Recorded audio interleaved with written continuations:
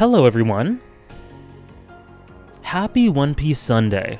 One moment here. There we go. Okay, so thank you for the resubs. Blackhawk did this yesterday, so thank you Blackhawk for the 30 months. That just came through yesterday.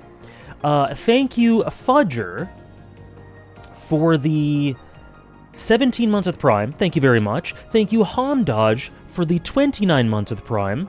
Thank you very much. Blazing Blue, thank you for the 30 months? What is...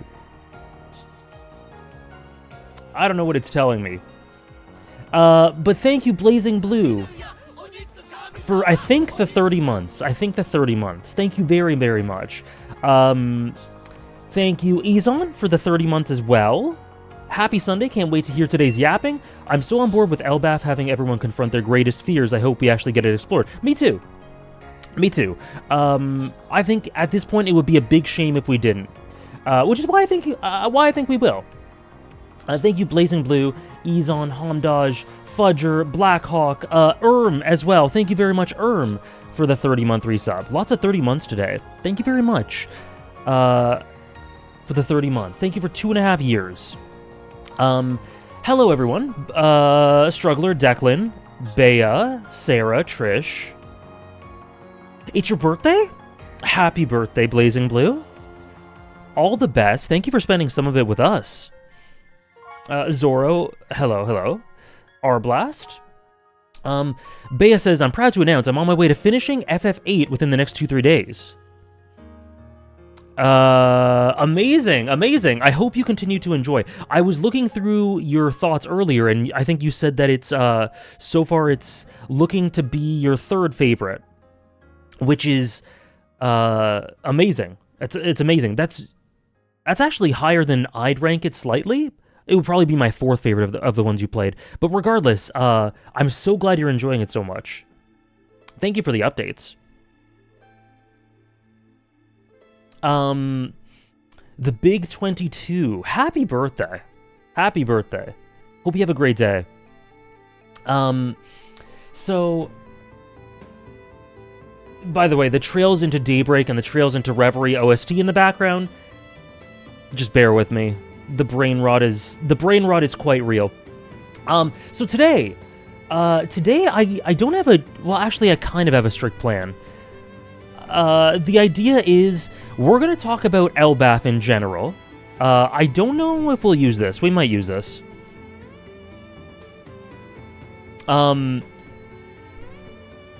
Elbaf in general, specifically 1142, this stuff, and sort of, now that we've kind of thought about it for a week, and you maybe have heard other opinions, and maybe thought about it yourself, talk a bit more about the idea of fear, and it manifesting in the arc, and how it can apply to the Straw Hats, and that sort of thing. It's probably an overdone topic at this point, I imagine, but I do want to just quickly sum up, like, each Straw Hat, what do you think their fear is? How could it maybe be implemented? I don't think it'll take super long to do this, but I do want to just double back and just check in on what you guys are thinking, because this is a potentially series-defining thing. We do love a good brain rot. Is Reverie the best Trails game so far? It's either that or Trails to Azure. Either Trails into Reverie or Trails to Azure. I'm thinking I'm going to be talking to Recon about Trails into Reverie kind of soon. Kind of soon. So maybe I'll reserve my placement for it until after then.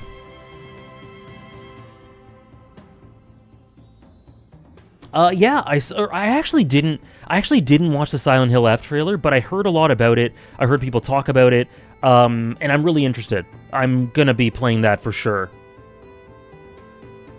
One Piece question of the day? Okay. Thank you for reminding me. My One Piece question of the day, say one nice thing about Ultimecia. People sometimes rag on FF8's story, but I think that the plot for FF8 is incredibly consistent, coherent, shoulders the themes and characters really well, and I think Ultimecia is at the heart of that. Like, I think Ultimecia is exactly what she needs to be. And I really appreciate it. She's not maybe one of my absolute favorites in the series or in video games or anything, but I think she's exactly what she needs to be. Hello, Sultan, Wata, and Necessia. Hello. My pleasure. Yeah, there was always a plan to stream. We're also doing the Skypiea reread. If after we yap about Elbaf, I have some energy or there's some time and I want to do Skypiea, we might read more Skypiea, but no promises for that. We'll see how it goes. And I'm doing all right, Sultan. I hope you had a good weekend so far. So, One Piece question of the day. Here's my One Piece question of the day. Oh, also, sorry, Chiro said something I want to read.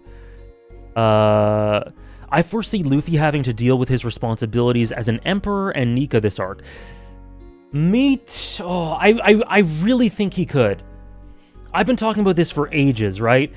There's the whole thing with Luffy, and people really hold strong to the idea that Luffy is unchanging. Luffy can't change. He's always just going to do things because he wants to, and all that stuff about his duty and awareness of his role in the world, that's for other people to worry about. But Luffy, he doesn't change. He's not going to gain a greater awareness of those sorts of things. I think he has to, at least a little bit. And yeah, that's not even mentioning the idea that Luffy has changed. He absolutely has, like Chill says. Compare his greater awareness of what it means to be a leader. It's very slow. It's over like hundreds of chapters, but through Vivi and through what who tells him in Water 7 and he's lobby? Someone tells him about captaincy. Iceberg. It was Iceberg. Yeah. People like Vivi, Iceberg, Jinbei. These are all very formative things that Luffy takes in about what it means to be a better captain. And I think he takes them in, and I think he integrates them, and I think he uses them. And obviously, he's not the most mature. He's not the most mature, but he is incredibly mature. You can just compare how he deals with Usopp versus Sanji and see how much he's matured. You're right, yeah. Very similar situations, very different ways of taking that on. So yeah. Let me switch this. The music. So yeah, I would. You take that along with the idea that fears are being presented as one of the primary things here, along with the fact that Straw Hats confronting insecurities is a thing as well. Or fears is a thing as well. And then the fact with Zoro's anxieties, which I think tie in directly with it.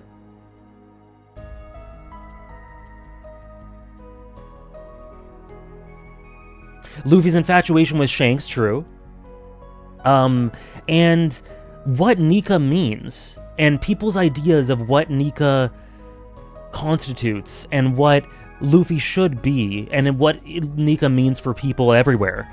The Straw Hats have so much influence, and Luffy has so much influence, and one of the primary themes in One Piece to me is that is tackled specifically pre-time skip, but has always been a factor, because it's post-time skip as well, is those in power need to have heart and responsibility to wield that power. That's why the likes of Vivi and her father are way better leaders than the likes of Wapol or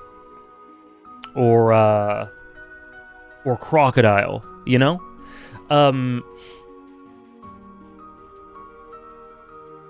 Spandam, yeah. So, the two things you need when you have power to wield it properly is heart and responsibility, or duty, or whatever you want to call it. And I think that's consistently tackled throughout One Piece pre-time skip, and kind of post-time skip as well. Luffy, at this point, has never had more power. Never had more power. So, I think it would be weird to me if he didn't gain a greater awareness of what that power meant, and use that awareness to wield it properly. Not that he has to become super hyper aware of it, but I've been saying this for ages. I think he needs to learn more about what he means. If Luffy's going to fulfill the ancient will of Joy Boy and fulfill the prophecy of Harley's third world, he has to come to some realizations. The story is going to end with him overthrowing the world government and defeating Emu, i.e. become the world's hero, which he currently doesn't want to see himself as. Yeah, I do wonder, because it's been a while since he's talked about the idea of a hero, right? I do wonder what his thoughts on that now are. Gunko's line that she fears Nika makes me believe Luffy is going to have to recognize some of his responsibilities as Nika to prove to the Giants that they shouldn't fear him. Possibly, yeah. Possibly. A big theme in Elbaf so far... Sorry, I will get to the One Piece question of the day. I just started yapping. A big theme of Elbaf so far... Yeah, I don't know if he'll take up the hero mantle. I don't know if I want him to either. But I think I'd be curious about how he feels about it now, Raph, because things have changed. Because Luffy is undoubtedly, whatever he may call himself, he is undoubtedly a hero to at least 95% of the setting. If you want to lowball it, 90.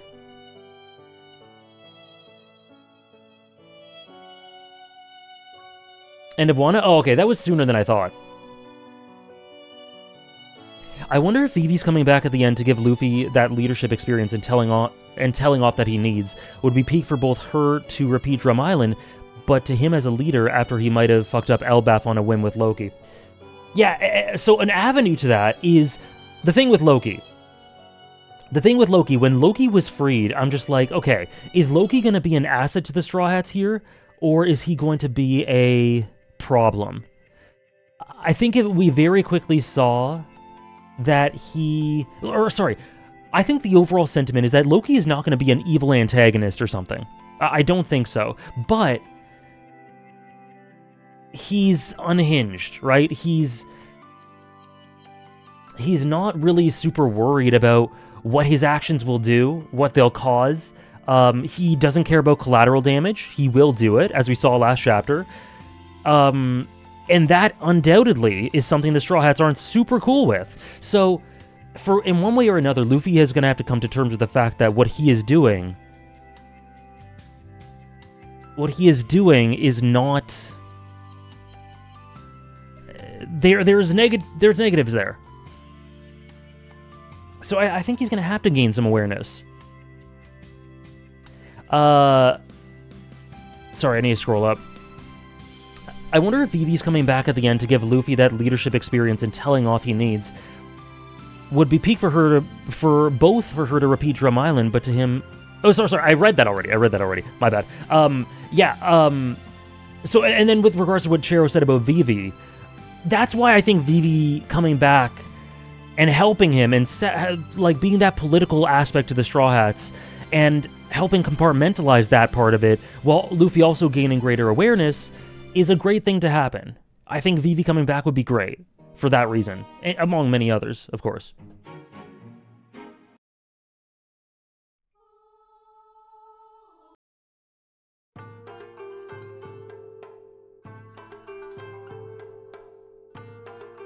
Luffy already had a line at the feast like, that Nika stuff has nothing to do with me, right? Seems like a seed planted. Yeah, it does. It does for sure. I think this relationship or dynamic with Joy Boy will be one of the most defining and significant dynamics in the entire series once we get more substance for Joy Boy. I think it already... No, I agree. I think it would be laying it on a bit thick to say it already is. But yeah, me too, for sure. The last time Luffy talked about the hero stuff was in Wano asking Momo not to tell the citizens about him because he doesn't want to be a hero. Okay. I thought it was earlier. Loki seems kind of obsessed with not being a good guy. Really? I don't get a vibe one way or another from Loki just yet about that. I assume he'll be chaotic good, but Luffy will have to prove Loki's ideas of Nika isn't right and show him a better path. And through so doing, have to sort of realize that about himself. Okay. I buy that.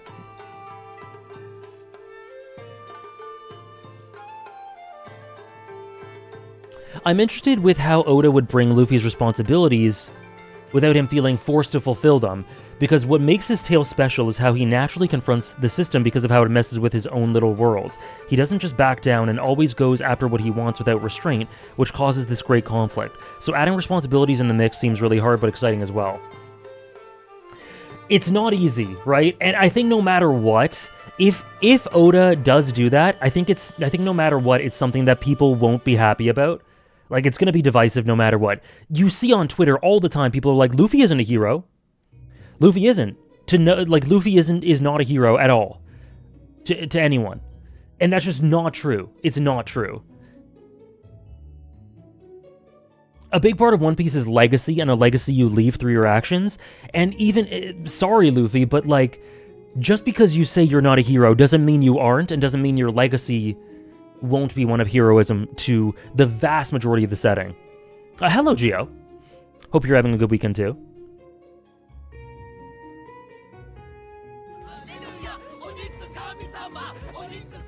Thank you, Fiji.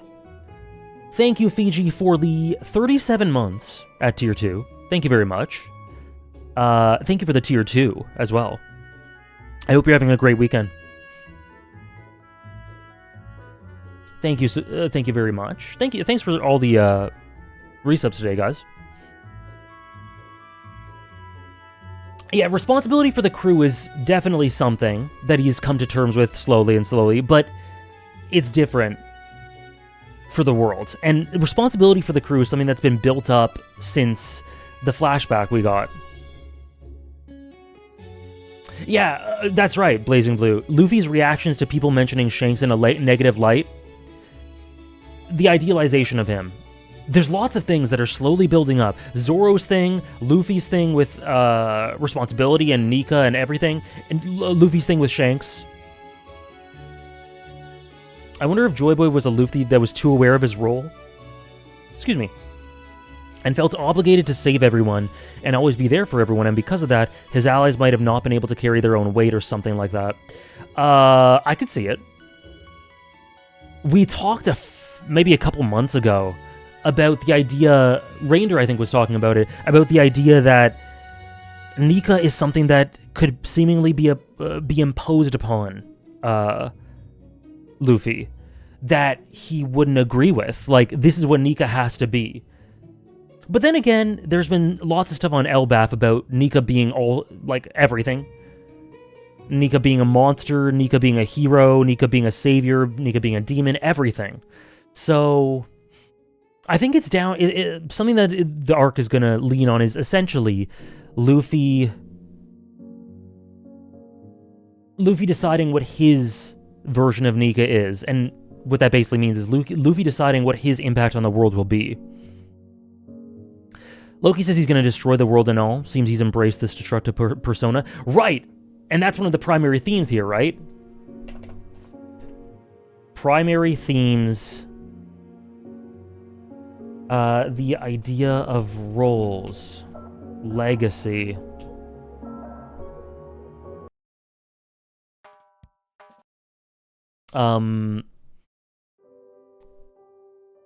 God/heroism.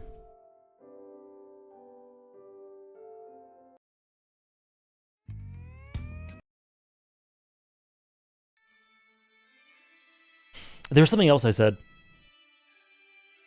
Luffy not being a hero to anyone is just textually false. It is, yeah. Though not many say that. People just say... What I see a lot is just Luffy isn't a hero.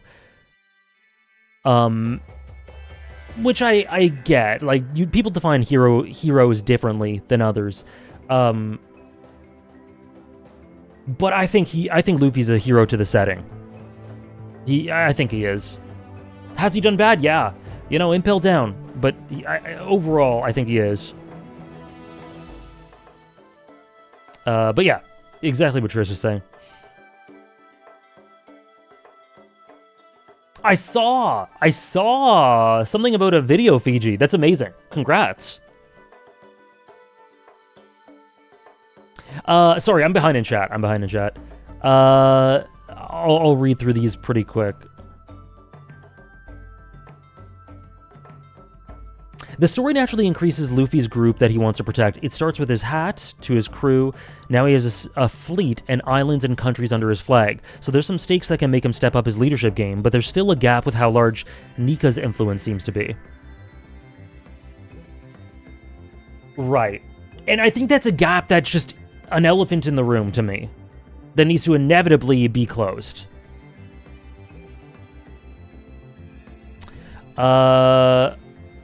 Saber and Fate Zero? In a couple ways. How do you feel about Luffy's liberation manifesting negatively and freeing Loki? Peak Fiction, Kino. I like it. I think that can go one of two ways. Luffy's liberation manifesting negatively and freeing Loki, so the take-home point being that Luffy needs to have more responsibility, and that there, because I like what it does for Zoro, TLDR. I love what it does for Luffy and his own ideas of what he should be doing, but I also love what it does for Zoro, because it's a knock-on effect to Zoro. If it's led to these negatives for what Loki did, and so Zoro was probably thinking, I should have pushed back harder, because I was right. But if it ends up being okay, I said this before, I'm just repeating myself, but if it ends up being okay, it doesn't end up, so actually that's a moot point, because Loki's already destroyed a decent portion of the tree. But anyways, I love what it does because something I want One Piece to do is really question Luffy's role and Zoro's role and the Straw Hats in general. They've just been crusading along. They've been doing their thing. They've been liberating everything. But sometimes life just gets complicated and you have to think about these sorts of things. Luffy doesn't have to become like Aristotle of the One Piece setting, but I do think he has to. He's gonna have to have a bit of a reality check in a different way than he had in Marineford post-war.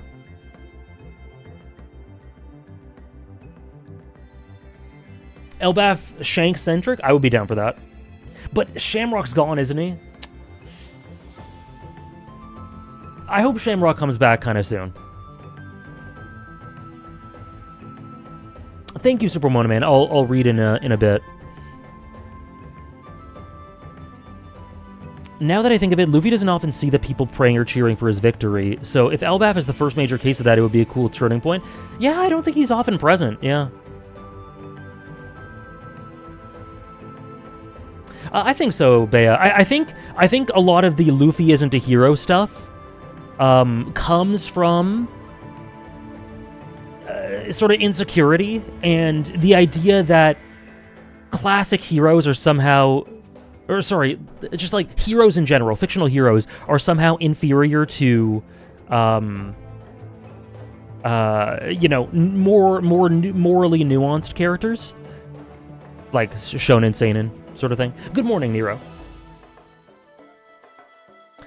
What role Haruden will tie into this idea of roles as he wishes to rule Elbaf? I have an eye on Haruden for sure. I have no idea what's going to happen with him, but he's in a really interesting position. Could I also cook for some Elbaf-related theories for Urouge? Sure. I have no clue. Oh my god, I have no clue about Urouge. I have no idea. The connections with NL are cool. That's about it. Just give me a sec to catch up to chat a bit, Chero. There's a discrepancy between intent and result that really isn't acknowledged, which is why we get takes like this. Yeah, I think so. I agree. Just because Luffy isn't trying to be a hero doesn't mean he isn't one? Yeah. Why do you think Luffy assumed Loki was a good person when the Giants were disparaging him? I think it's a mix of his... I think a lot of it just comes down to classic Luffy intuition. But I also think that... I'm not saying that Loki's going to become a Straw Hat. I'm not saying that. Also, the logistics of him traveling with them, nightmare. But I do think that Loki has some elements of Straw Hat energy in before Loki becomes the most evil character of all time. And we're making fun of me for doing Caesar stuff. But I do think he has elements of being a Straw Hat. Elements that are a commonality with the Straw Hats. That Luffy, I think, sees in him intuitively. And I think he just likes him, you know? I think he just likes him. Happy Sunday, Power Flare. Hello, Sanji. I would never troll Sanji, never. I think Loki will be a positive overall, but it could be a great challenge before the positive's brought. You know what Loki... So we're talking about Luffy heroism, morality, whatever. Loki right now reminds me of Luffy in his conquest to Marineford to save Ace. Like, Loki right now reminds me of Luffy at his most morally ambiguous. Like, Impel Down Luffy, kind of. I think something that could cause Luffy to take his responsibilities seriously is seeing Shanks not meet his expectations. I agree. Even now, Luffy views Shanks in the same way he has viewed him as a kid, but something could happen for Luffy to reevaluate the way he views him. Yes, and I think there's gonna have to be some sort of element of that.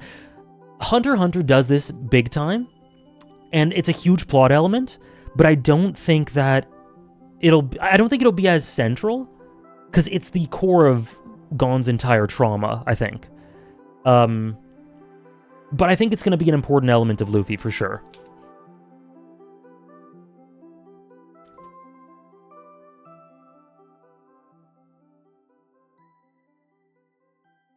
Luffy's position being challenged, yes, and I think that has to happen. Sorry, I'm scrolling. You guys are just cooking.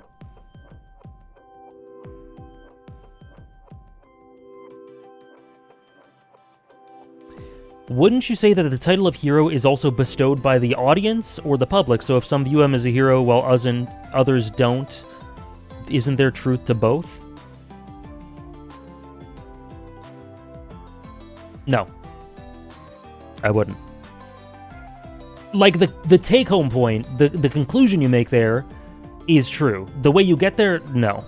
I don't agree. I still think we haven't seen the whole interaction between Luffy and Loki yet. I think there's more for sure. I think there's definitely more. I could see Loki being part of the Straw Hat fleet. It would be... Yeah, I could see it too. I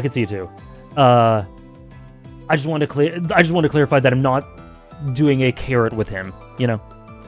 Just in case people misinterpret that. Would be really cool because Harudin's obviously part of the Straw Hat fleet too, so those two joining up together despite Harudin's antagonism towards Loki would be really cool.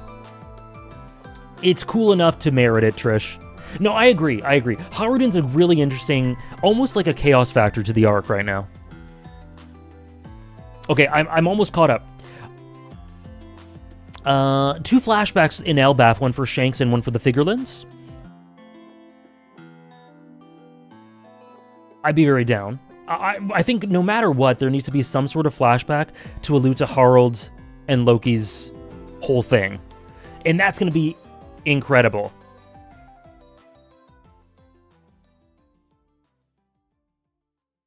The Bart situation's perfect for that view to shift, considering Luffy's role as an emperor. Yeah, Bart is a huge part of this. He's a huge part of this to me. And how he needs to lay down his authority, even against someone he loves as much as Shanks, in order to protect those under his protection. Yes, definitely. The whole thing with Bart and Shanks and all that is lurking in the background in a way that I think is gonna come... It's gonna manifest sooner or later. I had a thought of Killingham's power. The wolf looks exactly like the drawing, so with all the giants being aware of the murals and having different opinions about them, it's completely possible for Killingham to awaken parts or even all of it. True? Yeah, and I think he already has. Yeah, like you say, the wolf does. Let's, hold on. Let me just bring up 1130. Let me bring up the mural. I think it's 1138. Right, so there are multiple things. So there's the... Which was it? The wolf? There is... Like this? This thing? There is this? This monstrous... Nika? So yeah, I think there's a lot of parallels. And I think that's... I definitely think that's something intentional going on here. About the fears double spread, I love how some fears are illustrated more realistically. The dragon, Viking-looking guy, the mom, the bear, to an extent. And others are illustrated more as illustrations or drawings. I wonder if it has to do with how much the children are afraid of that certain fear. Yeah. So like...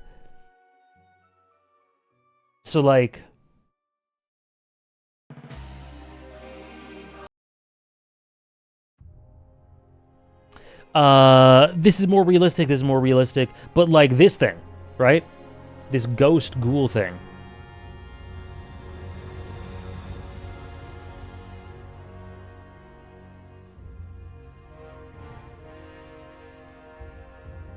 Can you elaborate a little bit more? I didn't fully get what you meant. So, you said, wouldn't you say that the title of hero is bestowed by the audience or the public? So if some view him as a hero while others don't, isn't there truth to both? So basically, I agree with the idea that what a hero is up to perception. I don't agree that a person is what the public calls them, in essence. I think there is a truth that could be skewed. So perception is often... It's up to the individual, not the masses, is what I'm thinking. Hello, AJ. Discussion streams like this are always really fun. I love One Piece talk. It will always be my personal favorite story. I have major brain rot when it comes to the idea of the Straw Hats being forced to face their insecurities and fears because of nightmare powers, especially what the specific fears say about the characters and what they bring about in terms of character introspection and focus, as well as how the characters deal with being faced with those insecurities, how the characters deal with being faced with those insecurities says about them. Me too. I've been thinking about it all week. I've been thinking about it since, like, the moment that possibility was brought to us in the chapter. There's just such immense potential there that I really couldn't get over it. It's something that I really need to be addressed to some degree. Which leads me to my One Piece question of the day. Actually, I kind of asked this last week. I was going to say if you had to pick one character whose fears had to be explored deeply, who would it be? But I kind of asked that last week. Yeah, I asked that last week already. Hey, Blue Ride-On, Ultra. Ask again. I asked it for the crew.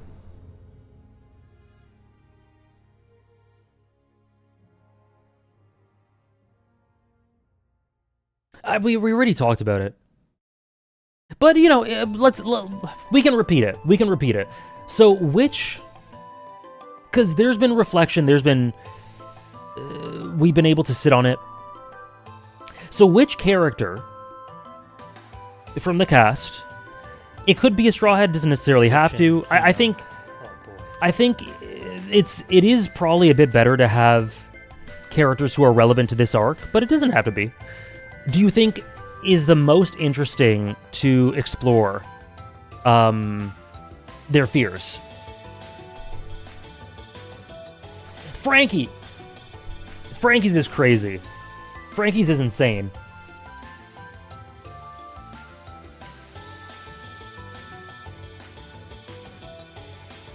Loki's fear? Loki's fear would be really cool. I also think I know what Shamrock's fear is, but I'd still love to see it. Sabo. Shanks would be really, really cool. Shanks, I think, would have something to do with stagnation, or anti. Thank you, Trish. Or anti new era, you know. Emu.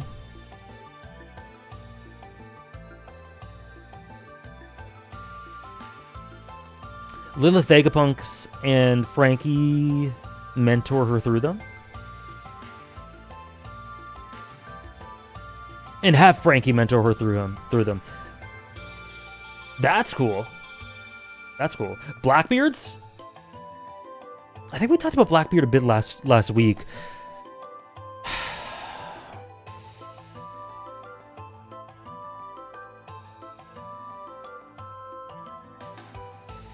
Kaido, I think we know. I think Kaido has lived out his fear. Yeah, Crocodile would be awesome.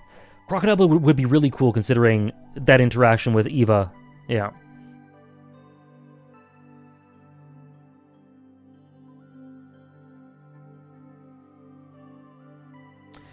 Would I find it interesting if Emu doesn't actually fear Nika and rather finds him annoying?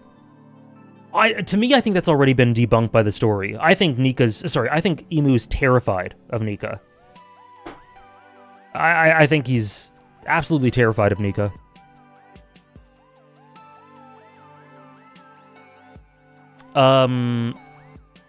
If you think about it in a negative light, Shanks does sort of represent a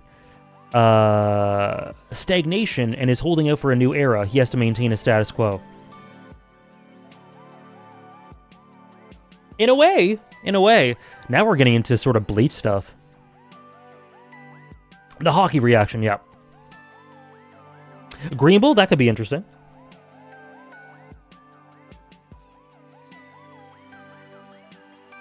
Sorry for intruding, but have you seen the Orb anime? Yes, I have, and if you ever want easy-to-access answers to the questions like that, you can just go to my anime list. Thank you, Sarah.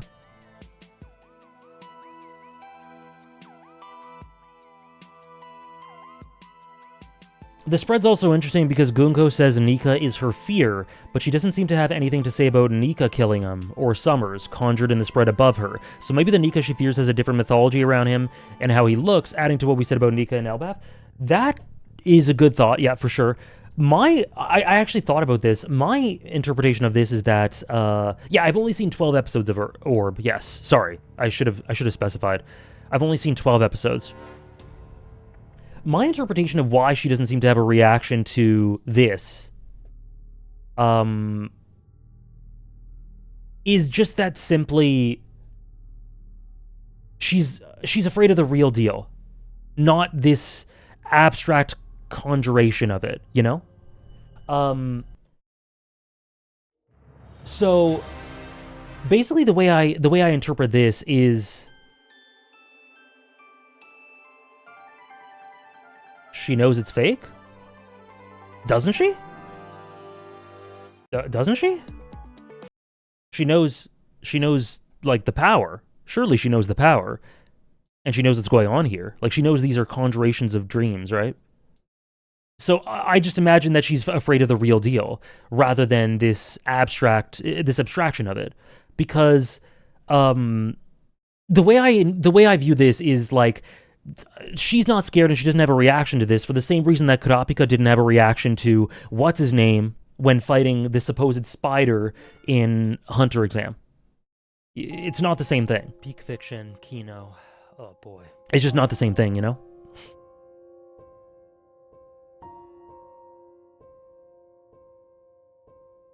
The previous song? Oh. I don't know what the previous song was. Hold on.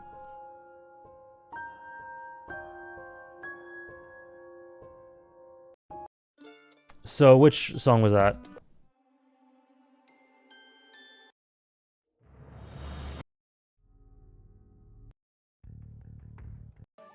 This one? This one is from Omori.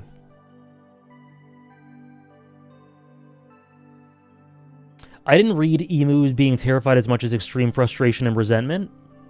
I thought of it as both, but mostly terror, to me. I could go back and see. Thank you for the additional bits, Supermono Man. Since you're talking about it, my take is that Luffy's core will not change, but the way he deals with his responsibilities and influence will change, without the change being super extreme, and it could involve stuff with Vivi and Shanks. Agreed.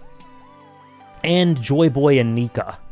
Zoro, Usopp, and Luffy in that order in terms of most interesting, with honorary mention going to Nami and Jinbei's fears coalescing together. My answer to the question of the day. Cool.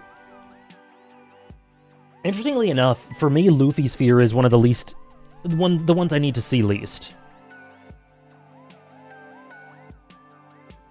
Because I think we saw it. I think we know. But I get it for sure. I have this doc. I don't know if we'll need it. Maybe I'll fill it out. Majitani, yes. There could be an angle where Gunko is a slave, but is in a messed up situation where she prefers this life to whatever childhood was like, and doesn't see an option where being liberated is a good thing. There could be, for sure. I think I find that a bit less interesting than the idea of Nika genuinely doing something horrible. I would prefer her fear to be genuinely placed rather than kind of Stockholm Syndrome, I don't want to be freed. I would prefer it to add moral complexity to Emu, personally. Sorry, to Nika. Rather than her tragic mindset warping it.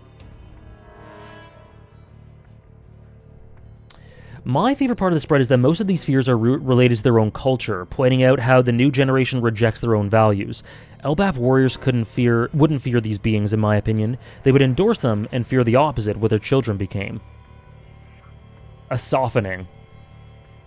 I agree. I agree. Do you think the four emperors are emblematic of living their fears, or maybe the opposite of their dream life? Blackbeard, Kaido, Shanks, Big Mom, but not sure if it fits with Big Mom and Blackbeard. Living their fears?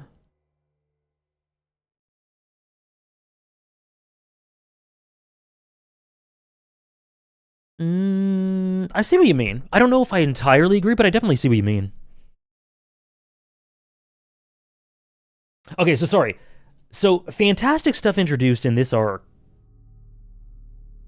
I think the reason Imu's frustrated by him is because he thinks Nika is a pest, cockroach, that he can't get rid of. That's cool. I mean, you guys know my take. I'm not saying that's impossible at all. That could be the case. Just personally, that's not how I see it. And to me, that's like the more interesting, the most interesting and fun way to see it, to interpret it, is just being terrified. But we have very little info, right? Okay, legendary moments and fantastic elements introduced. Struggler gave us some. So yeah, initial spread. Skypia parallels. To me, the nostalgia and callbacks cycles. Just in general, it's a broad thing. And then, yeah, Robin Saul moments. Rewarding Robin's perseverance. Then, so the spread of the island, then there's also, like, the spread of Usopp and Luffy discovering the town. That was unbelievable. Harley, mural piece, Shamrock, brain rot, Loki, brain rot, plus many legendary spreads.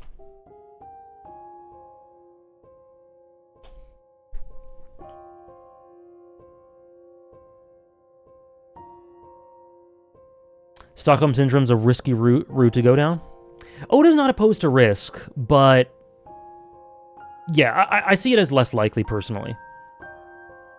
And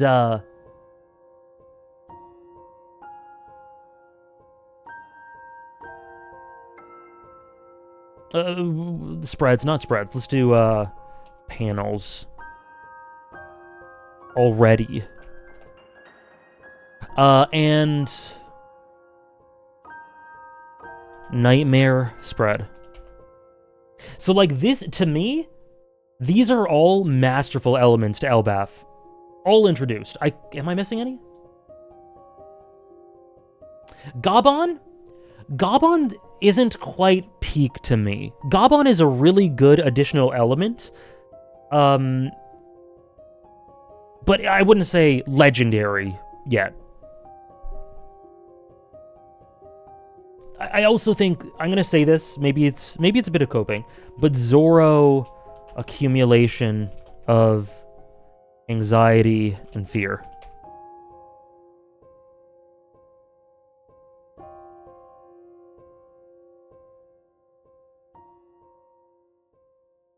Exactly, Gio. That's why I think it fits with Big Mom. Top 5 characters I'm most invested in for Elbaf? Okay.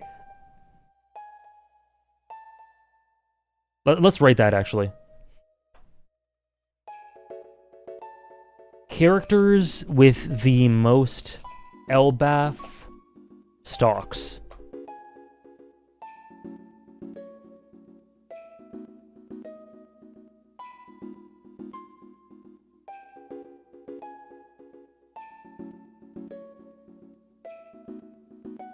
Would you say further clarity of Zoro's anxiety, despite it...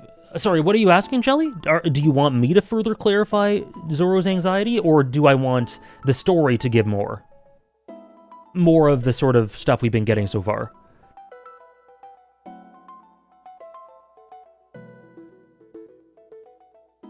Could Gunko be afraid of Nika because she knows the legend and believed in it for a time, but now that she's a god knight and on the other side of the coin, her greatest hope became her greatest fear? Yeah. Yeah. The thing with introductions to concepts like these is that Oda does not rule out stuff very quickly. Oda does this sort of Final Fantasy VII re-trilogy thing of giving, not closing off any avenue, or many avenues, so that people can theorize. So yeah, I think for sure. And I think you could integrate that with other elements of her character that we talked about.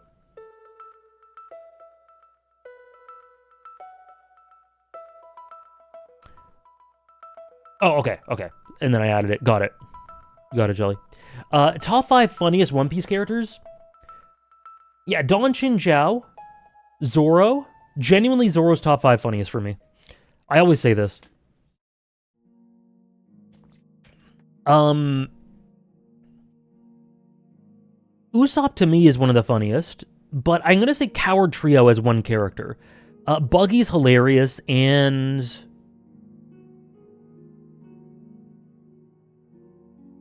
to me, probably, this is kind of a weird one, but I actually think that Morgan's is hysterical. I actually think that Morgan's is really, really funny, but it's not in a, like, kill yourself laughing way.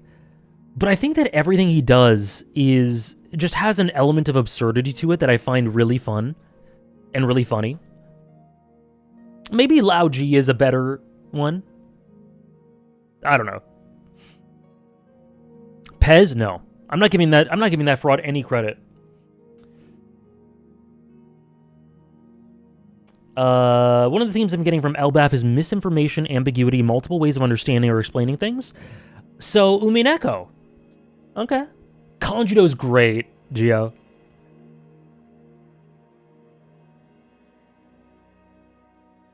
What do you mean Morgan's is hilarious? I just said that. So, misinformation, ambiguity, Yeah. So, what's a word for that? Perspective? Perspective, maybe?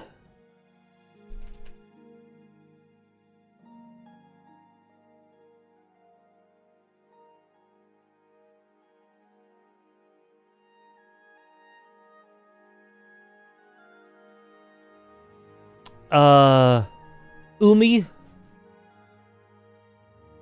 Always. Ulti is very funny. Primary theme, narratives. Trees and forests are often representing knowledge and narratives. Green Bull's a cool contrasting tool for that. And Elbaf is also related to it, being this massive tree and the whole world building with how narratives mess with their culture, Loki, the new generation, and so on.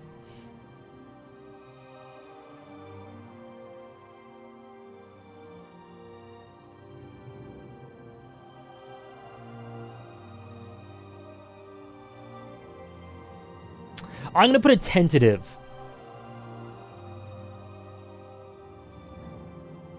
But I think you're right. I'm going to put it tentative because this isn't something I think has fully come into the fore yet. But you're right.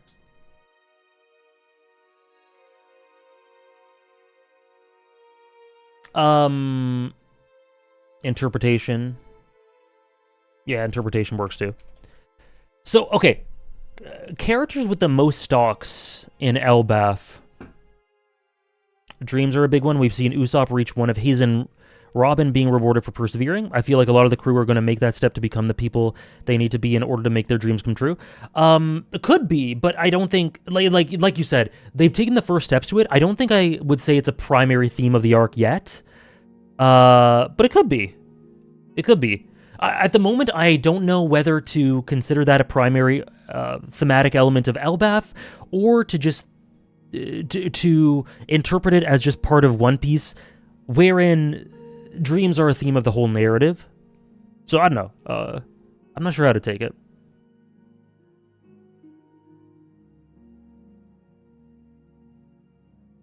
Anyways, I'm gonna leave the themes there for now. That was it. That was the one I missed, actually, is fear and... Okay, you know what? If you add nightmares to it, dreams and nightmares, I think we have enough for that. So yeah, if you add nightmares to it, then yeah, definitely. Okay, so characters with the most Elbaf stocks. Someone asked for a top 5. I cannot answer that. I cannot answer that. So, Loki... I am going to assume that just for the sake of this question, I'm going to assume that Shamrock has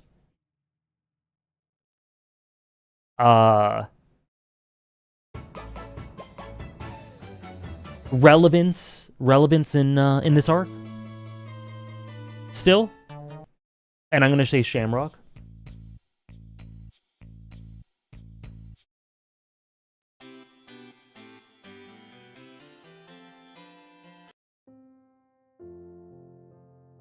Shamrock cope. Bro's not returning until final war now. That's okay. We're allowed to cope in here.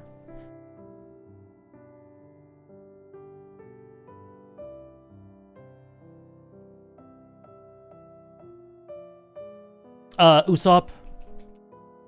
Zoro is Zoro's stuff may not be paid off here.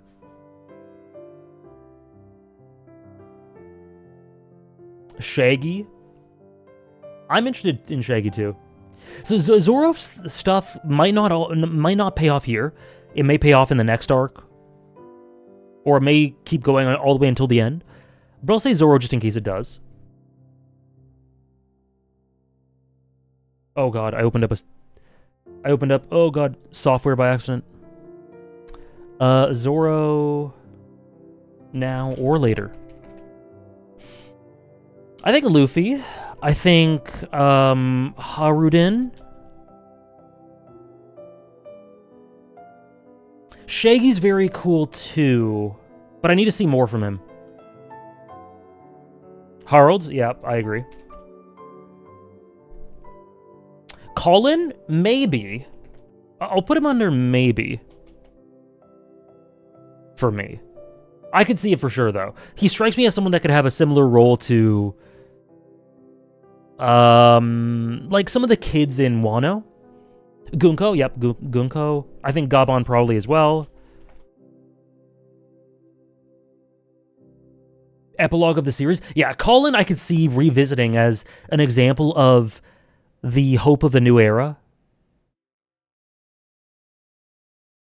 Ripley? I forget who Angie is. Who's Ange? Angie? Who is that? I'll put Ripley with Colin. Oh, the teacher.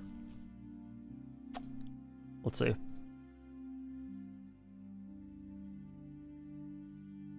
Not for me.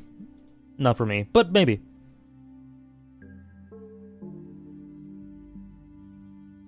Oh yeah, how did I not say Luffy? The Super Monoman, I totally agree. Luffy's one of the funniest for sure. Saul? Yeah. I'll put Saul for maybe. I think that Ripley's perspectives on humans and her own culture could have easily changed a lot by being with Gabon. There's an interesting balance of wanting peace but not avoiding the past either. Yeah. I agree. I think, especially with the culture, counterculture, what does Elbaf mean, sort of thing, Ripley is pretty essential.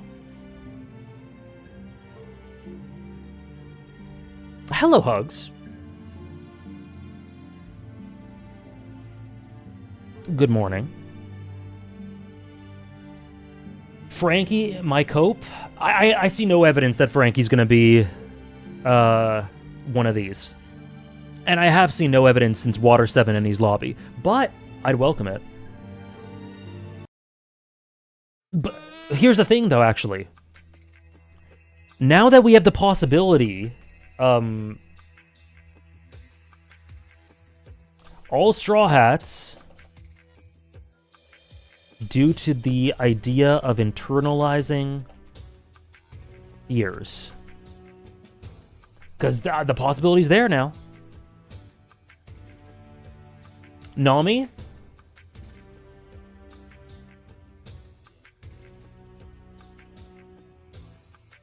I could see it. Jarl? Jarl I think is important.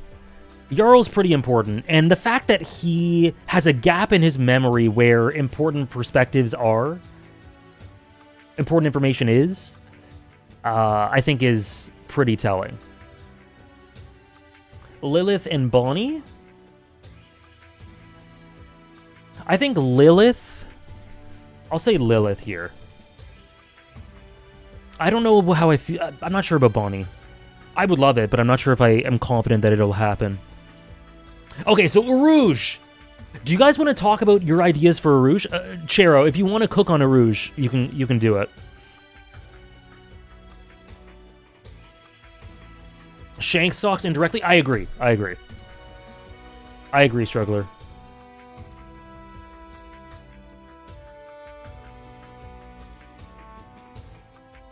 Urouge is never appearing in this manga again. That's my take. That's my take.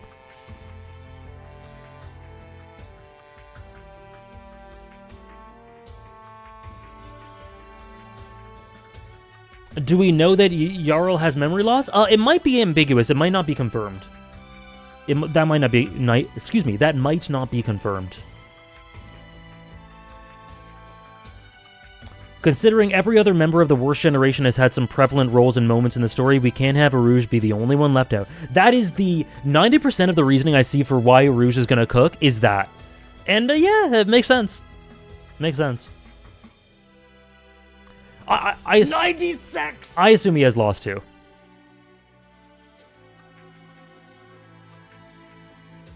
Thank you, Zolmaza, for the 32-month resub. Thank you very much. Really appreciate it. Just got back home from a Smash tournament. I got 17th place out of 45. Congratulations. Very, very good. Congrats. Big prog. Thank you for the 32 months. Thank you, Sultan, for the 96. Have you heard the theory that King Harold was secretly evil like Mother Carmel? Yeah. And him changing the whole country's philosophy to pacifism was part of his plan, but Loki found out and killed him for it, but kept it a secret and took the blame. I have, yeah. Could see that fitting as well. Could see that fitting as well. Other God Knights for stocks? Oh, you're right. Killingham?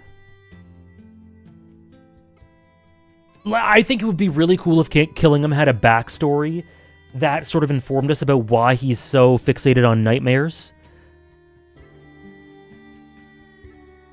Or something like that.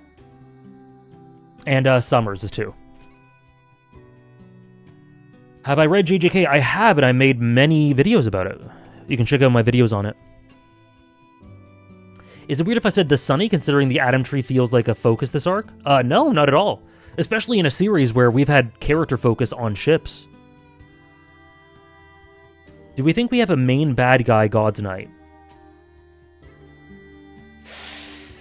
Ooh, I don't know. I don't know about that. I'm not confident one way or another. Still suspicious of how a chapter title was Older Women just for the Jarl gag? I feel like Oda's hiding something. Which chapter was that?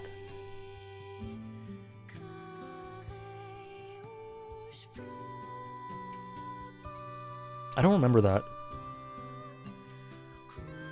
1141? An older woman. Right. Yeah, that was really inconsequential, wasn't it?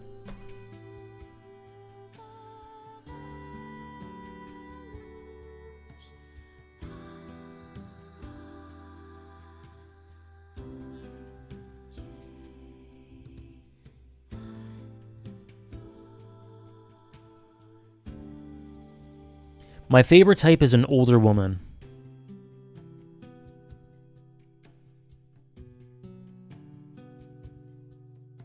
Yeah. So in Skypiea, one of the biggest questions for a while was how he built the Arc Maxim and got the design. It's mentioned that when NL destroyed all of Birkin, he defeated their strongest Sky Knight, Urouge, and banished him, meaning Urouge is the only person left on the planet with Birkin heritage who knows their culture. And then there's the mural, the first world's likely a colonization of the planet by Birkin.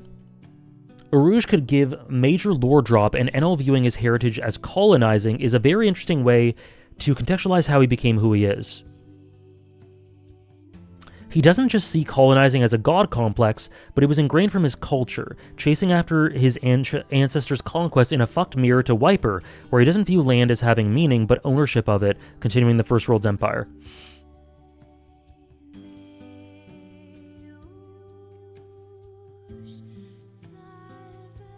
Interesting.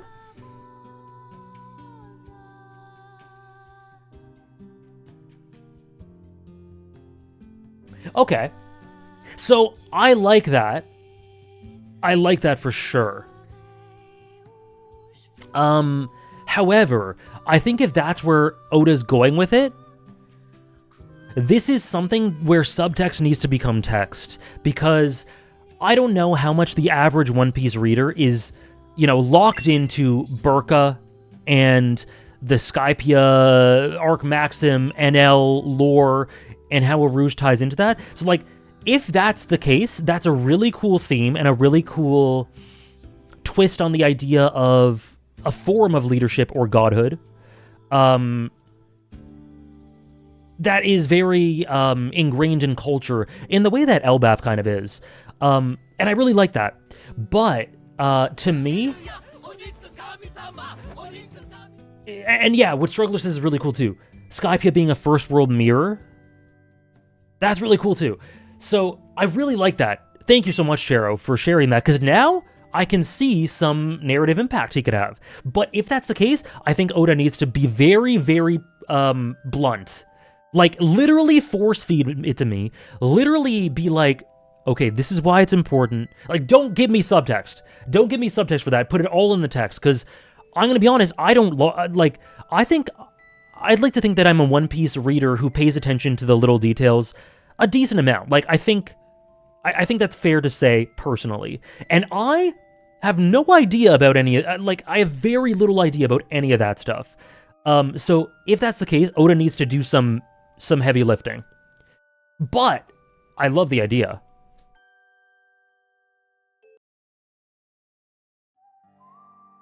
I love the idea. Thank you, Chero. That's really cool. I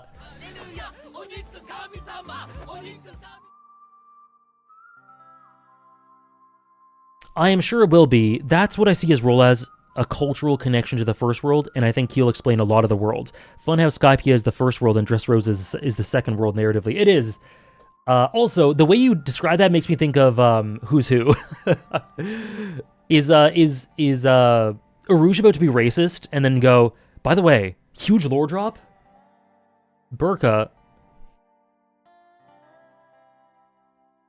Void Century connections? Could be. Urouge's power being karma and fate related, he can fit in the Nika world somewhere. One sec. Thank you for the resubs. I'll get to them in a second.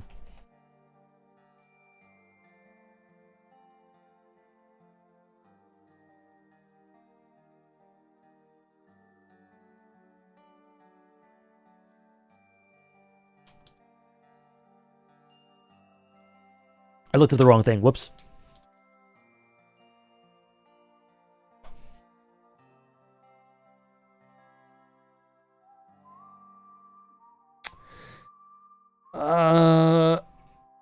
Okay, I was gonna look it up. Could you tell me what is Urouge's power? I don't remember.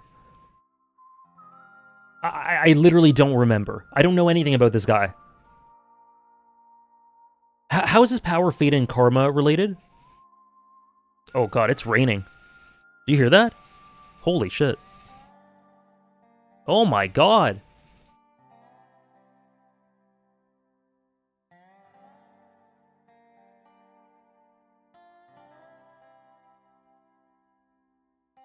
I'm still trying to think of what Urouge even looks like. Urouge looks like I really feel bad because I slander Urouge all the time. But when I think of Urouge and what he looks like, I just think, this is crazy. Maybe I shouldn't say it. Maybe I shouldn't say it.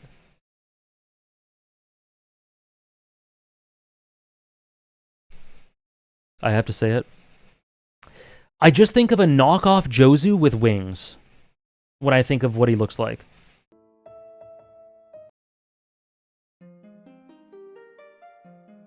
I'm sorry, like, only in this community will you have someone saying that Urouge is a knockoff Jozu and having Jozu on this pedestal. He turns his damage into buffness and power. Okay. If only, Bea. The damage he receives karma translates into him getting stronger instead. Okay. He gets stronger after taking damage and says karmic retribution. Okay.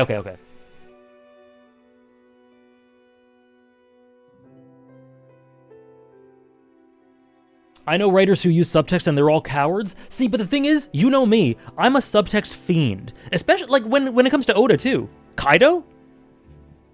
Zoro? But for this stuff, I don't want subtext.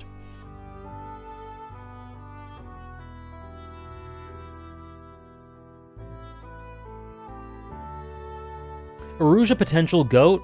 Oh my god. Deno, stop talking about Kid, alright? Please, stop spamming your Kid propaganda. I love Kid. Kid's great. Stop. We're not talking about Kid right now. Thank you, Son Goku, for gifting out a sub. Thank you very much.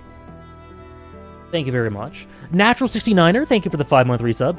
I got to catch an AJ One Piece stream. Happy Sunday. I'm headed to the King Power. You are?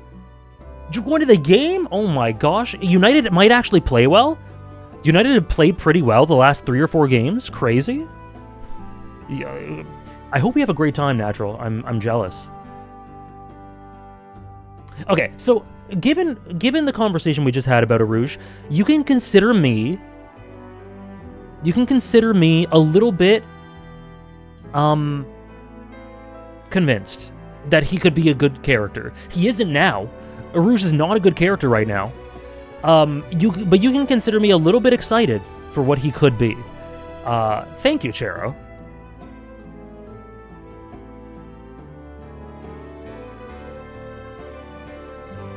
Geo asks, do you ever worry about just explaining the text rather than your reading of the subtext in your videos? I've been reviewing some of my scripts and I've been thinking about it. I used to. I think it's something that's become sort of a natural part of the script writing process where I really, in my opinion, I strike a pretty good balance between explaining enough of the text to contextualize it, but not too much. But I think if you go to my earlier videos, I think I had a problem with explaining a bit too much before giving my take. It's a real balancing act that I think only really gets polished with experience. But once in a while I catch myself thinking about it, but en masse, largely I don't, I would say. It is tough. It is definitely tough. But the way I think of it, Gio, is it's better to over-explain, and maybe some people get a bit bored, than under-explain and lots of people are confused about what you mean. Make sure everyone's on the same page. I think it's better to over-explain and then retroactively, like with your scripts after that, be like, okay, I could cut a bit out. Then under-explain, and people are like, what do you mean? Like, I don't know what you mean. So, that's just my take. Other supernovas set the bar high. See, the thing is, okay, I don't really like that logic much. I don't know. I think that a character is a supernova, and all the other supernovas have had stuff. Therefore, 1 + 1 = 2. Urouge needs to have stuff. To me, I just don't like looking at storytelling that way. But I look at the potential role he has and dynamic he has with NL, and the idea of inherited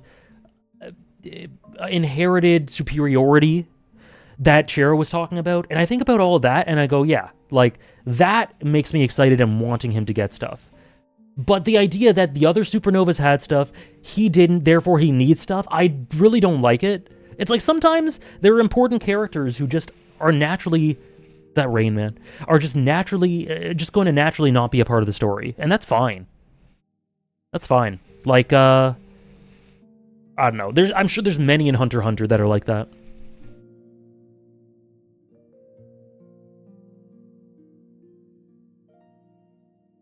I see it as a way that's not needed, but more like I feel like Oda wouldn't leave him out of it. That I agree with, because I do think Oda kind of writes that way sometimes. I agree with that. It's not needed, but I do think that Oda kind of writes that way. Thank you, Bea. Urouge being part of Kaido's introduction. Does anyone have the chapter for Kaido's introduction? I can't believe we're investigating Urouge today. Oh my god. 795? 790? 795? I can't believe we're investigating Urouge.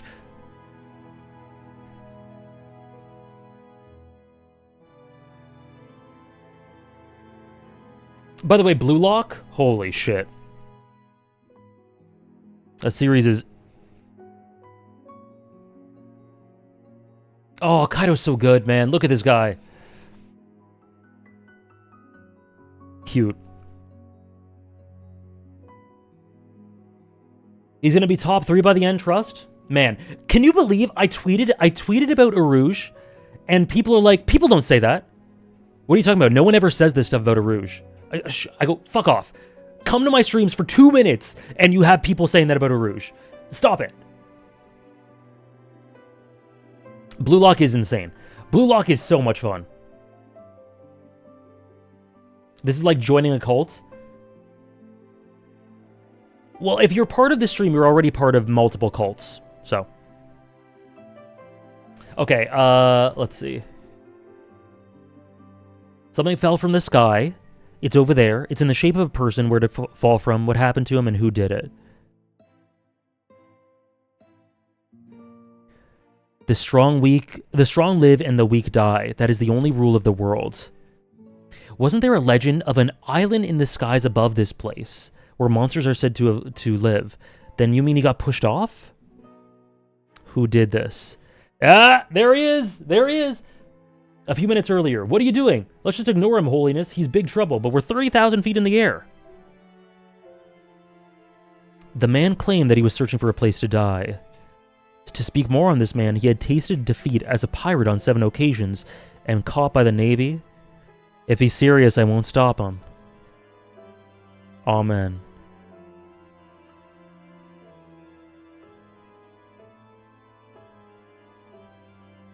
Why was that kind of raw? That was kind of raw.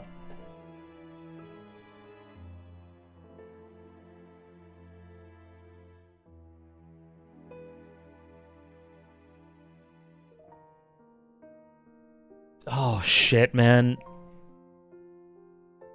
Oh, God. I do know, Trish, and please keep reminding me that my Kaido video pushed him into top 3. Please never stop reminding me, because I have great pride in that. Making the greatest Kaido lover of all time love him even more. One of my greatest achievements.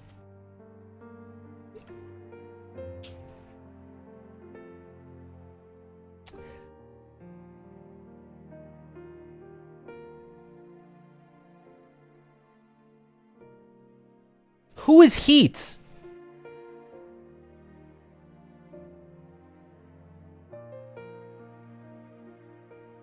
Who is Heat?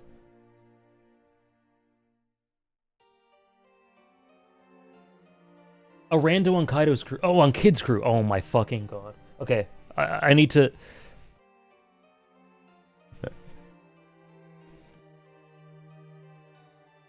Jesus Christ.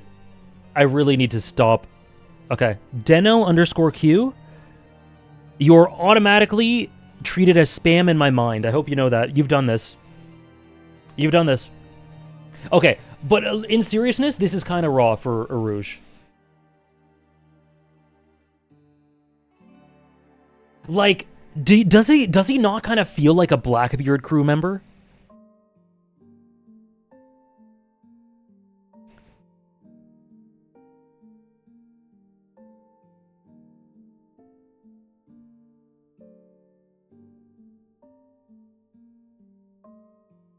Glad you enjoy it, Pagani. Hope you continue to enjoy the VODs. The one-handed prey, Hunter x Hunter. I hate... Why are you doing this? Why are you comparing him to Netedo? Oh my god. Stop. I'm still not a believer, but I'm open to believing. Whereas before today, I was not open. Okay? I'm not a believer, but I am open to believing. And that's an important step. Making him rawer than he is. It is kind of raw that he just sits here, kind of giggling at Kaido doing this shit, and he goes, okay, go for it. And then the amen, I gotta say, the amen as Kaido jumps to his death is raw. I hate to say it, but it is.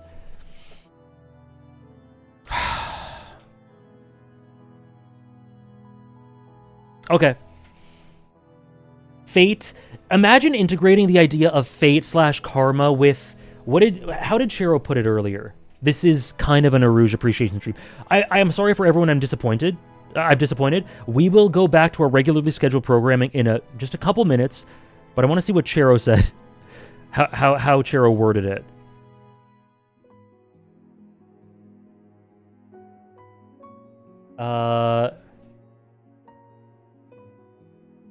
Okay.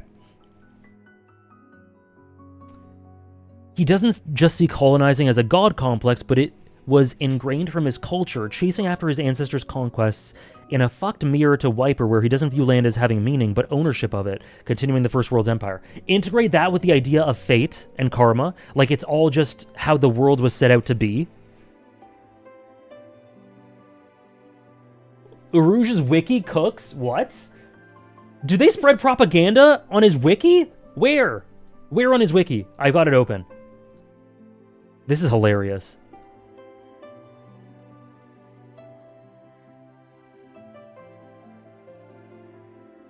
There seems to be a modern destroyed city behind, considering how people said the mural might have Skypiea First World connections. Could that be Burka? On the mural, you mean, Hamdash? Or this? I'm not sure which one you're referring to.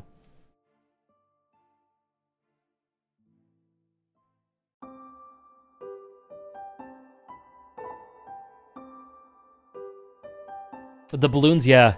Yeah, the balloons here. This? You're saying, could this actually be Burka? I don't know. Me too, chill.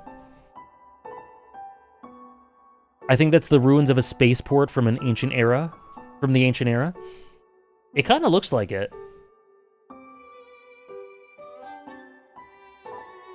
Yeah, I know the NL cover story stuff.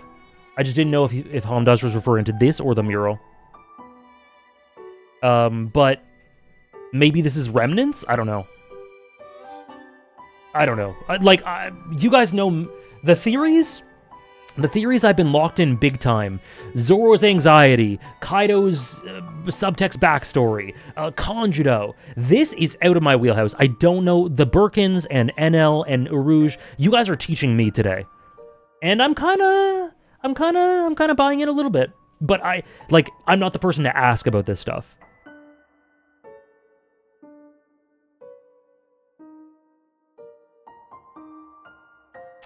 I remember there was a concept drawing of Urouge as a kid. He was holding a crystal-like material, and it said he was looking for that rare material from Sky Islands. Visually, it looks similar to the sunstone painters Dory and Broggy used to draw a rainbow. Huh.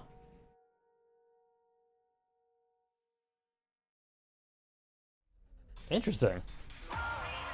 Oh, no.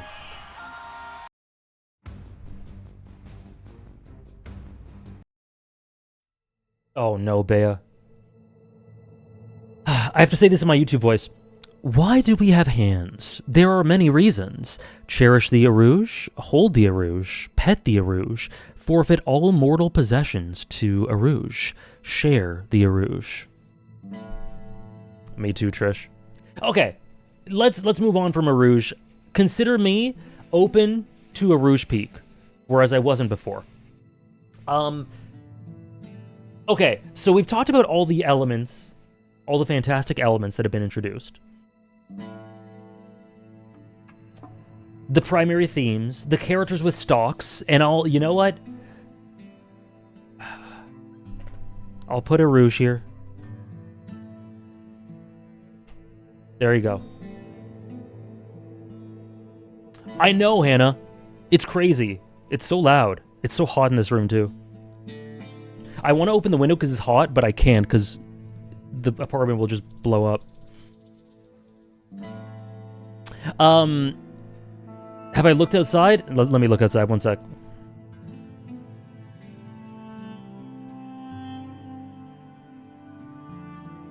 Yeah. That's a storm. That's a storm.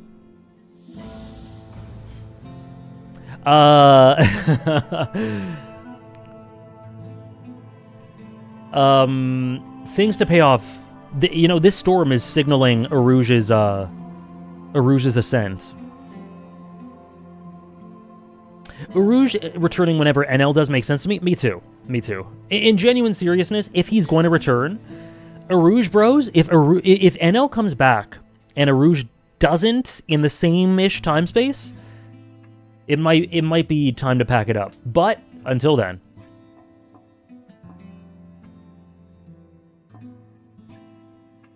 So things to pay off. Things to pay off. What do you think in this arc has been established that needs to be paid off? Loki in general, to me.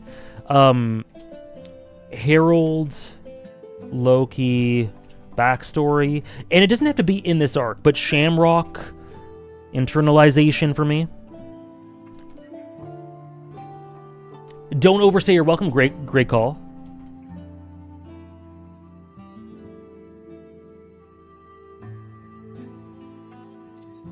Usopp, yep. Usopp, to me, if there's nothing for Usopp here, I would be very disappointed. Shaggy? Yeah, I think Shaggy is going to be. How do I see NL coming back into the story after what happened in his cover story? Something associated with the stuff hinted at in the mural. There were enough aesthetic hints to Moon People, Burka, etc. The arc to, I think, give hope for an NL return. I don't know the exact way to do it, but I think it's going to be something like that. Something like that. Scopper coming to say if Elbaf's still around. Right, Scopper's ominous words. Lilith saving or fixing Kuma? Oh, I forgot about that. I don't like that. But you're right.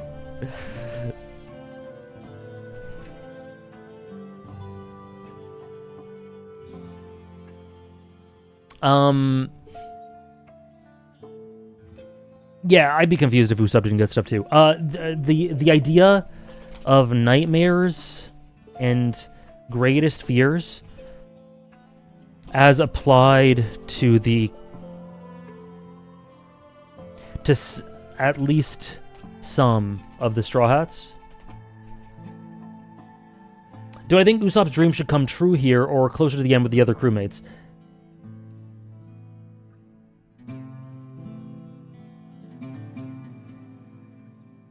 I wouldn't say it would be necessarily bad if it did come to an end here, but I envision it to be with the rest of them. But who knows? Like, that doesn't mean it has to, right? What else? Harley mural. Yeah. Harley mural. I think, to me, I don't know if you guys feel this way, but to me, maybe not. I was gonna say Saul has to do something, but probably not, actually.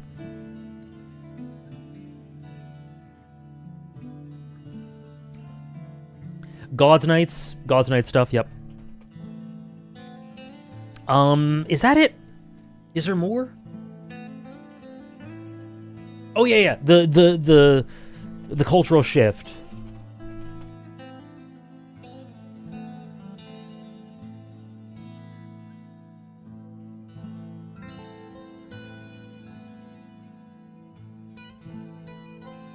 Luffy's relation to Nika, agree.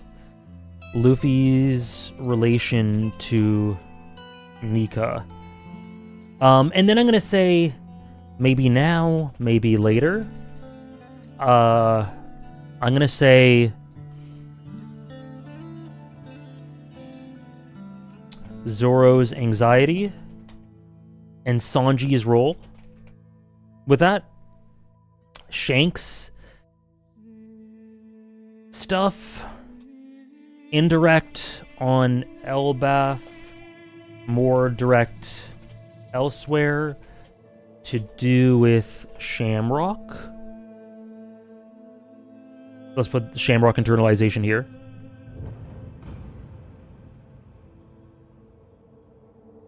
Vivi returning. There's a heaven world layer above where the school and village are. We still haven't even touched upon it at first mention. Is there? I imagine we'll explore it to some extent. Dragon making his first move. To be honest, that has to be paid off, but I have no anticipation for that.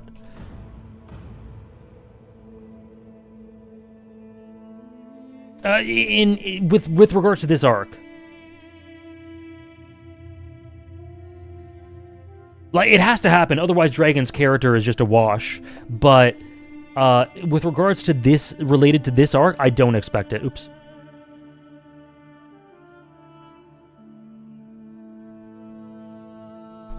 Dragon stuff.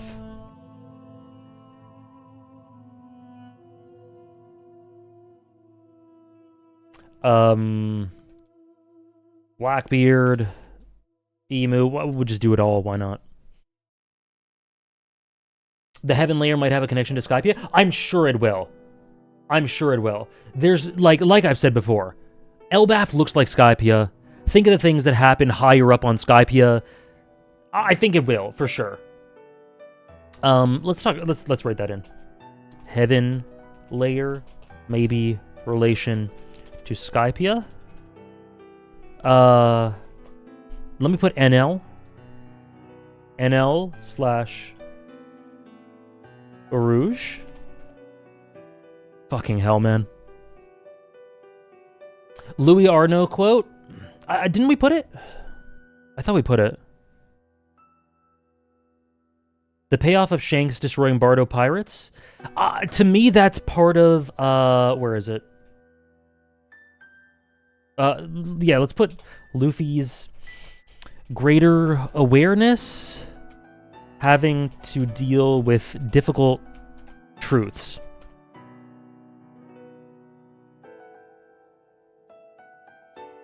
Yeah, I tie in the Louis Arnaud quote with Scopper's warning. Don't overstay your welcome. Scopper saying... Yeah, Scopper's ominous words. And let's do Scopper as well here.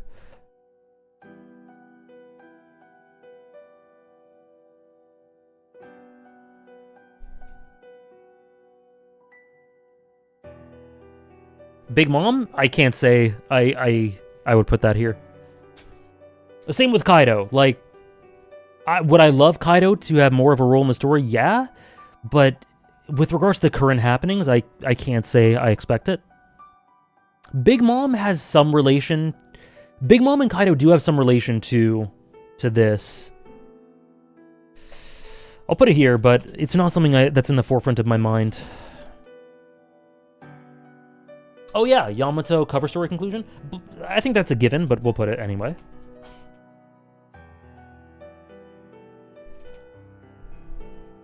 Do we expect to see more of Rodo's character? Yes, I think we will. I think Rodo will have some pretty important stuff. Do I have King stocks for the final saga? If Kaido comes back. If Kaido comes back, I do.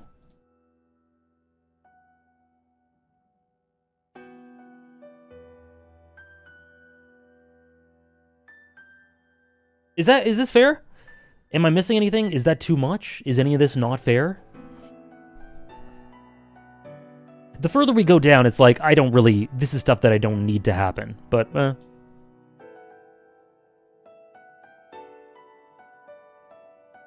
Just seeing lack of Jozu, his role is done.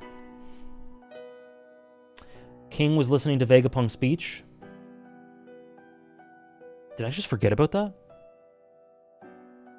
Do I think Big Mom's coming back? I don't know that I'm confident that she will. But she could. Kaido, I hope, comes back. Big Mom? Kaido, I hope, comes back, but it would be fine if he didn't. Big Mom?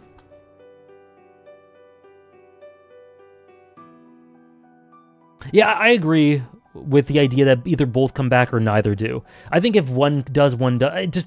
It strikes me as very One Piece for both or neither. And if we're going by that logic, I think both come back. If I had to bet. Because, yeah, I think both characters could be benefited. I think both characters could be elevated if they had more. If they had a last dance.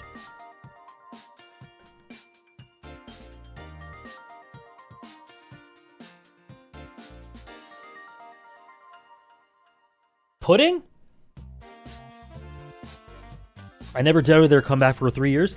I've always been working under the impression that Kaido would come back while being self-aware of Cope, just because of how good it would be for the story. And King. And the relation to Luffy and Zoro.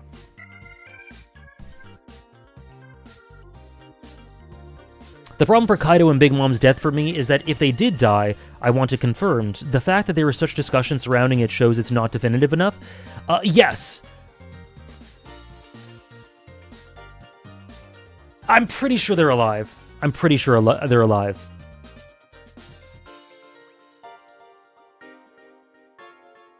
It is peak. It is peak hugs. I love this song. Kaido still seems like our best vantage point to a potential Rocks flashback. True. True. Yeah, ultimately, it's a sort of situation where I'm not super confident in saying Kaido will come back, Big Mom will come back. But when you really look at how the story's gone since they've... If you look at their conclusion, if you look at their character arcs up until that point, if you look at hints relating to them after that, and just general discussion of them from that point on, I don't think they died like that. I just don't.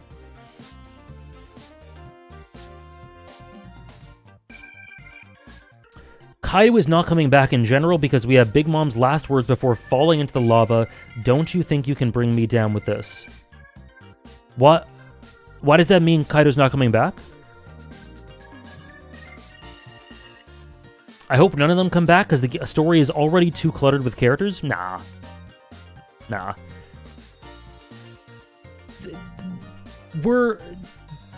Too many characters can be a problem. But if they're used properly, it's not. Having Kaido and Big Mom come back and their character arcs paid off would be a much more of a positive to the story than a negative.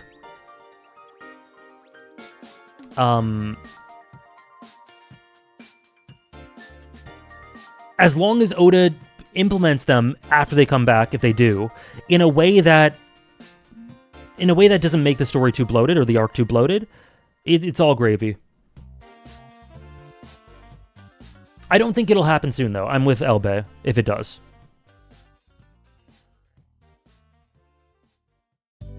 I feel Kaido's story's already done. I'm just curious about its relation to... Like, why does Big Mom saying, don't you think you can bring me down with this? Why does Big Mom saying that mean that Kaido's dead?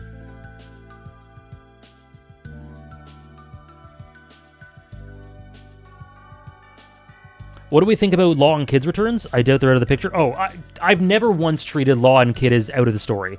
Law and Kid are for sure coming back to me. Like, I've never once thought that. And Marineford? Yep, true. I meant that sounds like it's more likely that Big Mom's coming back. Okay, I think... Yeah, I mean, I've said my piece already.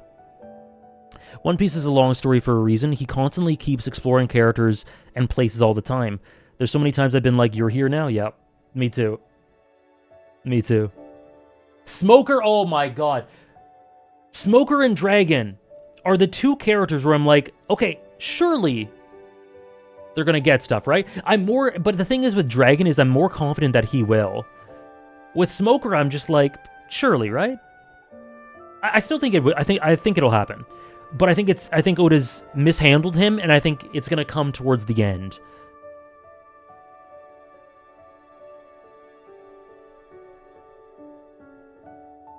Even if Kaido's story is done, he's the type of character I can totally see come back reinvented with a new path or goal.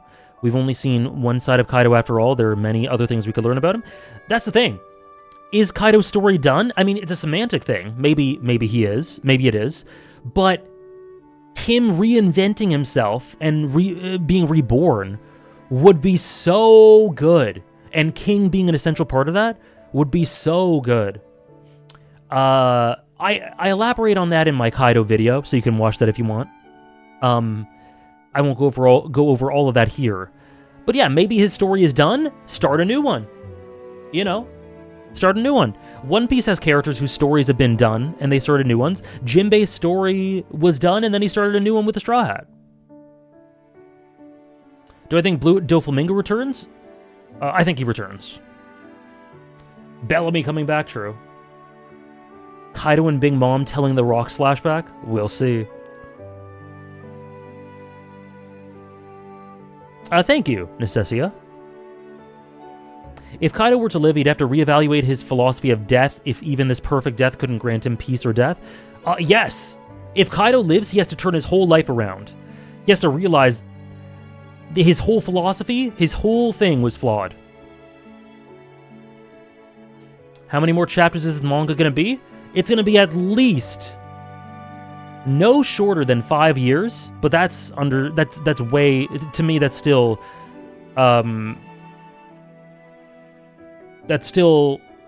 too short.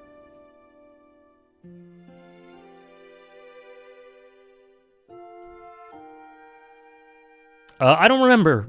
Excuse me, I don't remember, Chero.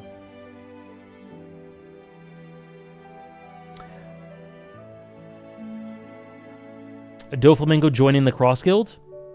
Well, see, because Monsieur Flamingo says, don't think Dofi's joining the Cross Guild. Croco Boy also hates him. Does that... See, I don't know. I have no thoughts on if Dofi would join the Cross Guild, whatever. But Croco... Sir Crocodile hating Doflamingo, does that not sound like amazing content? And does that not sound like Cross Guild core? Does that not sound like perfect for the Cross Guild for... Like... To me, that's more evidence that it should happen. There you go, Trish. We need more ship material. If it ends before chapter 1300, Oda's cutting out a whole arc at least. 1300? We're on 1142. If One Piece ends at 1300, I think that would be incredibly rushed. I'd be so concerned if it ends at 1300.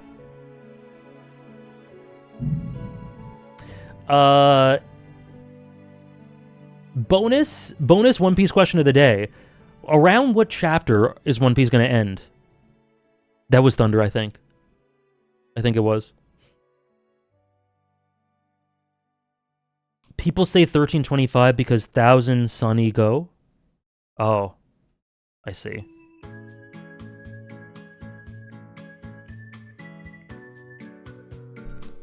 $1500, $1550, $1600, $1450, $1400 sooner or later. It's so funny. So it's so funny that you say 1400 sooner or later. So if we get to 1400, that's 258 chapters. That's 6 more years. Like, that's roughly 6 years. And you're saying sooner rather than later. That's so funny. I get what you mean, though. Like, it's all relative. But what you guys are saying, 1400 or less? So I think 1400 is the low end.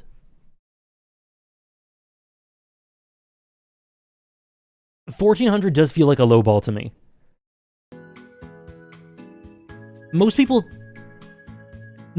are saying 1400 to 1600. My estimate is 700 to 900 chapters left. I'd love that.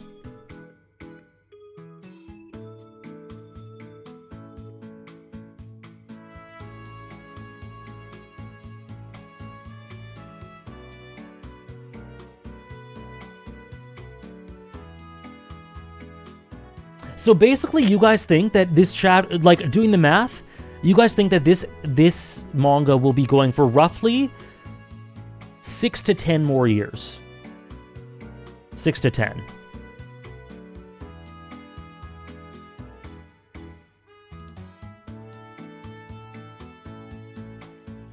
One Piece is 100% doing a 5-act structure, so we got the prologue, East Blue, 100 chapters, Act 1, Alabasta through Summit War. Oh, sorry, okay, that's Act 2. So prologue is East Blue. Act 1, Alabasta through Summit War. Act 2, FMI to Wano. Act 3 should be 450 chapters. We'll likely get a lengthy epilogue of 100 to match the prologue. So around 1608 for the full series. Let me check. If Chiro's right, how long that's going to go for. 466. So that's 466 chapters left.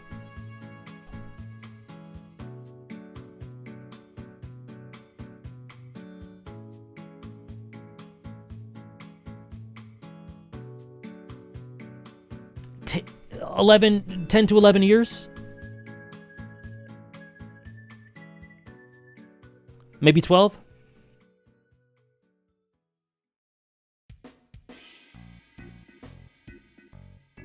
I tend to be on the long end of that. 1600 sounds much more likely to me than like 1350-ish. Yeah. That's why I'm adding like a year or two to the estimates as well, Hugs. Does Oda want to go for another decade? Maybe not. Maybe, though. Like, I don't know.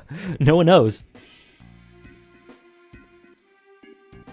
Oda's been writing One Piece.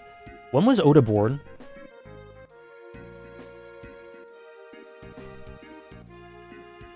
Oda's been writing One Piece for longer than he hasn't. So...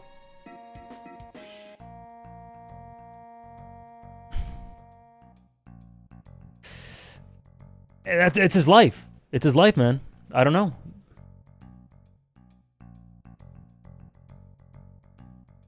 He would certainly add another 10 years. I'm sure he would.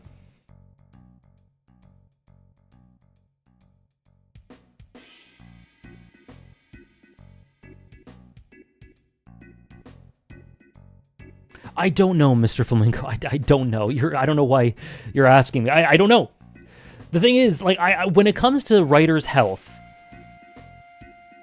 none of us know anything. I think it's very important to just be like, we've gone over this with Togashi. We went over it with, like, Miura's death. I think the most important thing in these cases is not to make assumptions and not to state anything conclusively and not infantilize. It's very individualized and none of us know what's going on. None of us know. So, I don't know. I'm sure if Oda wants to write for 10, 12 more years, he will. Maybe it'll be shorter than that. As for the health, it's a private issue.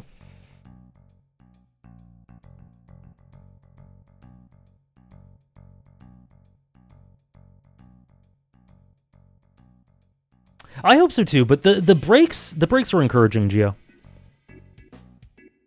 I do think that whether, like, a lot of people are saying 1400, a lot of people are saying 1600. I do think that whether you lean to 1400 or 1600 will depend a lot on how Elbaf ends. I think it'll depend a lot on how Elbaf ends.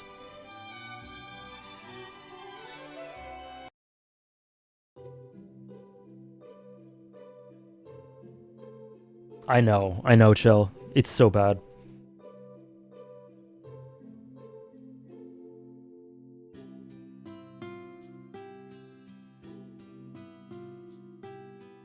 We can be assured that Oda has the ending of One Piece planned, since he's always stated it's been planned since the beginning. I feel like, people have told me that a lot. Though I would argue that the journey to that end is, I think the journey to that end is more important. So I just hope he's able to do it in the way that's most loyal to the story he envisions.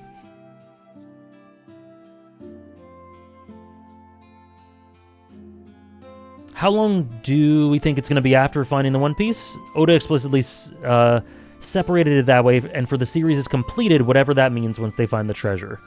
I agree with Cheryl that I think there will be a lengthy epilogue. I think there will be a lengthy epilogue, 80 to 100 chapters or so. I could see that happening for sure. Glad you enjoyed Yakuza 3, Peter. Glad you enjoyed Yakuza 3. Elbaf, as it is now, seems like it's going to be a sub-50 chapter, but I just feel like it's going to expand and balloon like Egghead. It's a weird one, right? Because it feels like it could end in 10 to 20 chapters if Oda wants it to, but at the same time, look at all the stuff it sets up. So I do think it's going to expand. I do think so. I don't think he wants to keep writing for another 10 years. It's just that the story keeps getting away from him and he allows it and works with it instead of against it. And the story's better because of this. Oda's always said that One Piece is extremely important to him, so he'll keep writing it as long as it takes him. He loves it too much and has too much invested in it to give up now near the end. Yeah. It's a complicated topic, but I'm with you. He planned for it to be a 5-year-long story at first. Bro thought this was going to be like 220 chapters, 240 chapters.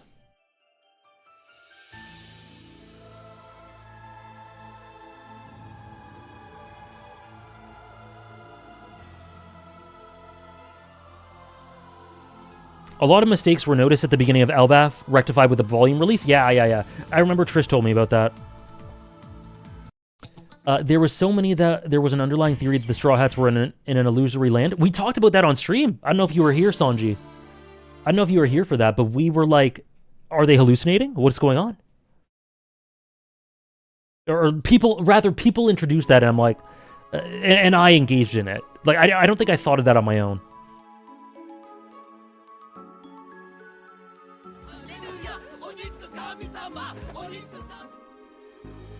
One entire chapter dedicated to each of the Straw Hats as they leave the crew at the end of the series. Oh, yes, please.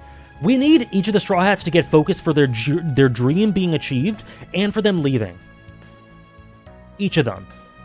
I can't wait for Usopp week, Robin week, Nami week. But then they go on another adventure. Thank you, Handy, for the 29 months. Thank you very much. Thank you for doing so much content. Thank you for supporting. Really appreciate it, Handy. Thank you so much. Hope you had a great weekend so far. Thank you.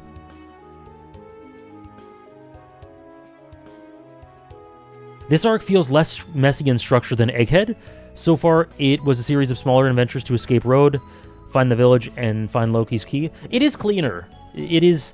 Egghead felt like, I don't know, a series of events. This feels a bit more cohesive.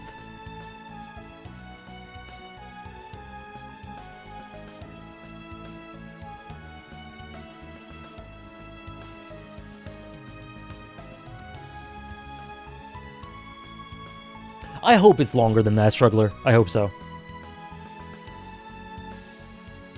Do I think Oda could pull a Sodachi and get permission to have an epilogue and jump Giga or something? I think if he wants to, he could do anything.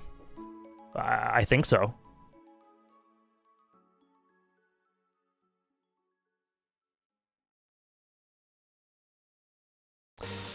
Do we think the crew is disbanding once the story's over? No, I don't think so. I think we'll have dedicated chapters and very emotional stuff regarding this being an end to their story. So like a chapter for each crewmate would be amazing. And maybe a goodbye to this part of the story, but I don't think they'll ever disband. I think the Straw Hats like ending would be antithetical to the series. Maybe they have to take a detour away from each other or something.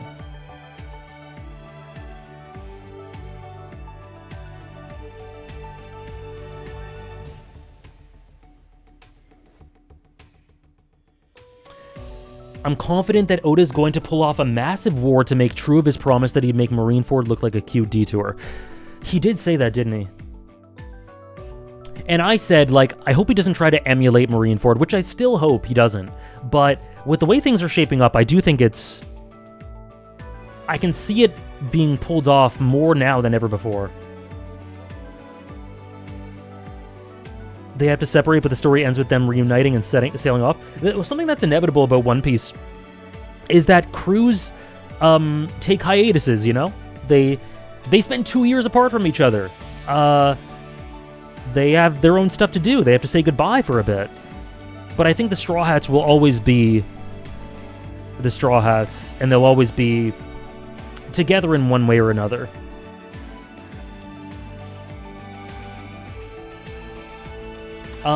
Yeah. Yeah, Vivi even longer. I think One Piece has to end on the adventure continues sort of note. I think it will. I'm sure it will. This story is a legend about the most influential pirate king in the world's history. So I think it ending with, like, there are more adventures to continue. I think Luffy's story will end in the way Roger's ended, or something like that, you know?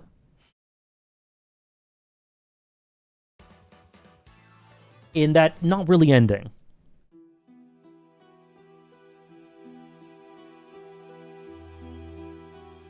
Enjoy the match, Noah. Enjoy the match.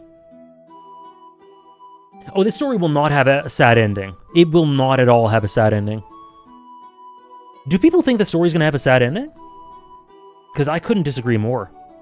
Have I talked about Colin? Not really. We just said that we touched on him a little bit, but not much.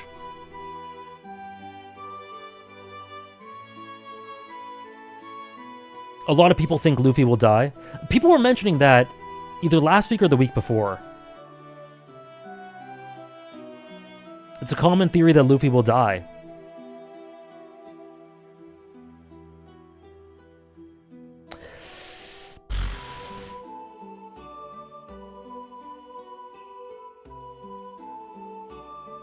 No, it'll be emotional for sure.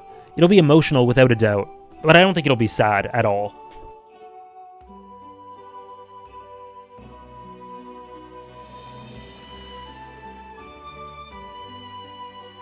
Like what Hug said. People think Luffy will die because it was stated multiple times that he's shortening his life. Yeah, the hormones.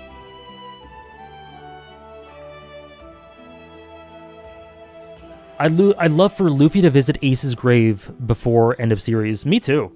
Me too. As Roger as it gets if Luffy dies.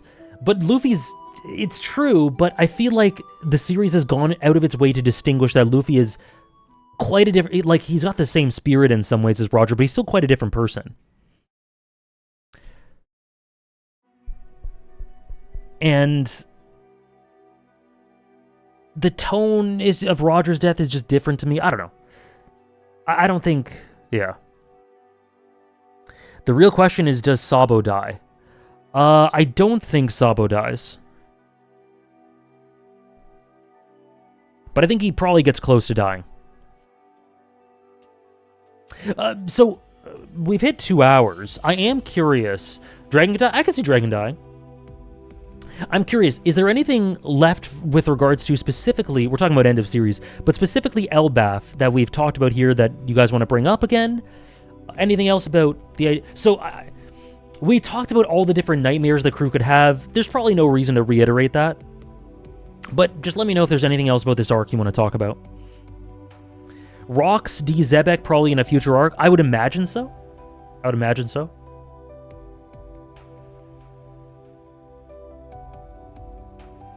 Every mentor or father figure dying? Damn.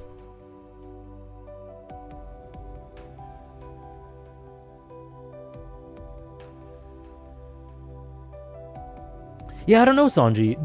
I'm gonna be honest, like, addressing the idea of Luffy, of Luffy's shortened lifespan is kind of difficult for me.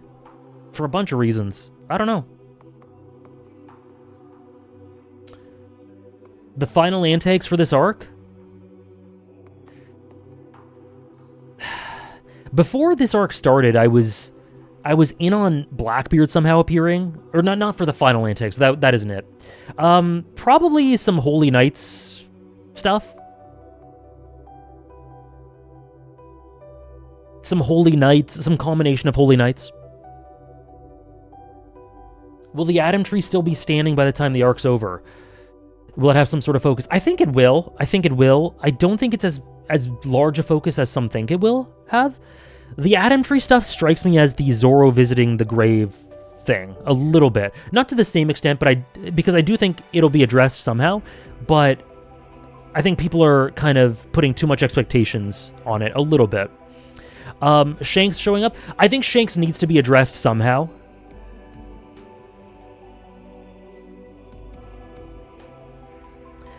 I'd be okay if it was indirect, but they'd have to do it properly, right? I do think that, I do agree with Gio. I think that Elbaf will be negatively affected by all this stuff, for sure.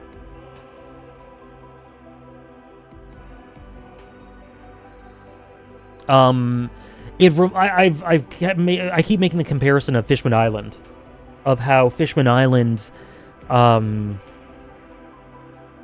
the destruction liberating Fishman Island feels to me similar to what may happen to Elbaf, because it's stagnant. It's kind of rotting.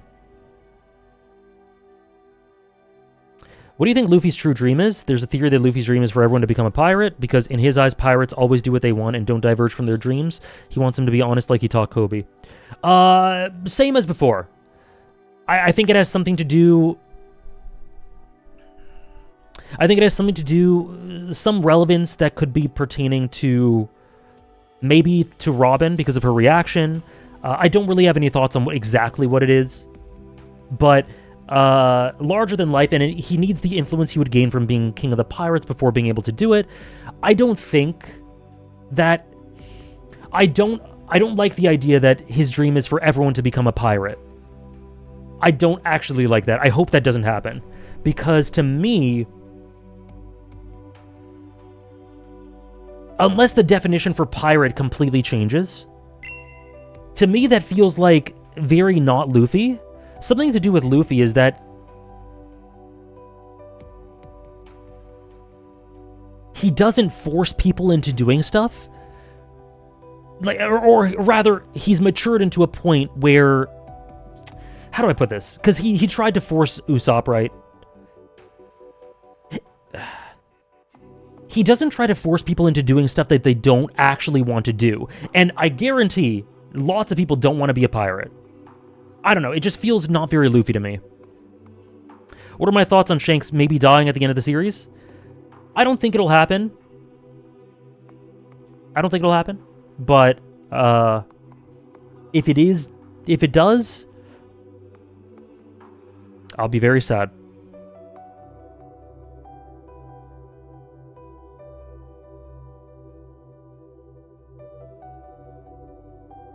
Yeah, I agree, Gio. Discover the origins of the Oni, like Kaido and Yamato.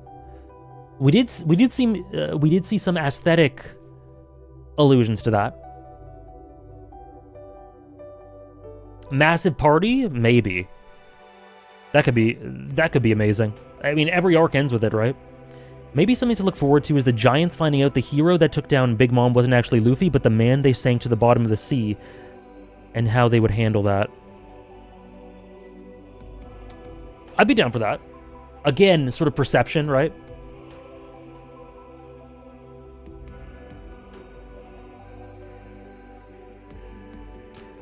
I wanted to point out that I think it's super funny how you're going for the new Straw Hat theory on your first weekly arc. What? You've totally misinterpreted me, Albay. You totally that's not what I said at all. I don't think Loki's gonna be... Like, I never said that I think Loki's gonna be a Straw Hat. I said that I think that that Luffy sees Straw Hat elements in him, and I could see him joining the Straw Hat fleet in the end. But it's definitely not a theory I have strong feelings about. Like, I didn't say that. Just to clarify. But thank you for the energy of the comment. It's very sweet. But just to clarify, I'm not saying that I think Loki's going to be a Straw Hat. Could it happen? Sure. Am I hoping it happens? I don't know. I don't know what'll happen. I'm totally just a silent observer on that one. Do you think Luffy and Blackbeard team up temporarily in the future? No idea. Again, a lot of these it could happen if a lot of things line up, but I don't know. I don't know. Some people are certain that Blackbeard will kill Shanks because of the scar he gave him in the rivalry. Yeah, I've seen that. I just think that a lot of these plot elements, I just theorize about what'll happen in the story in a different way than a lot of people. Or than some people. And neither of us are right or wrong. It's just different ways we view the story. Shanks is the forefront to die? Maybe? Maybe.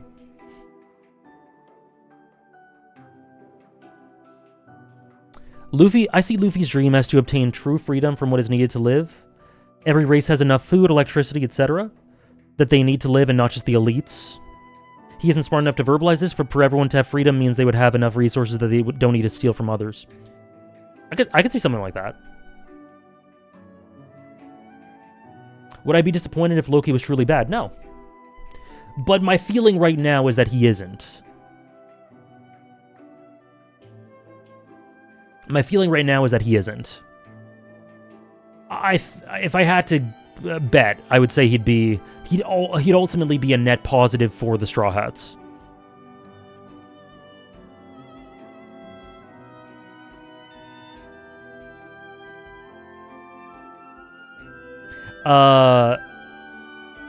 Yeah. Like, a lot of... You guys know this about me. Nothing in a vacuum is good or bad. I'm not saying that I would hate it if Shanks died, because we have to see how it's executed. And it could be really good. It could be really good. It's Oda, so it's likely to be really good if Shanks dies. If Loki's bad, just that fact in a vacuum doesn't tell us anything. It's all about the execution. Anything can happen. It's Oda's story, and there are very few things in the story that I want to happen. I've said this in my videos a lot. Just whatever Oda wants to do, I'm along for the ride. But there are things that I think would be more interesting, so I lean towards hoping they happen. But ultimately, if something happens in a way I don't predict it to, then that's great too. It's as long as it's all Oda's vision. I believe Luffy's dream is going to be something fundamentally selfish as opposed to heroic or noble, because that's not the sort of person Luffy was when he made the dream. That's someone he grew into. That's true. He was like 7 or whatever. I don't remember how old he was. Can you talk about why you feel Shanks won't die? Can you talk about why you think Shanks will die?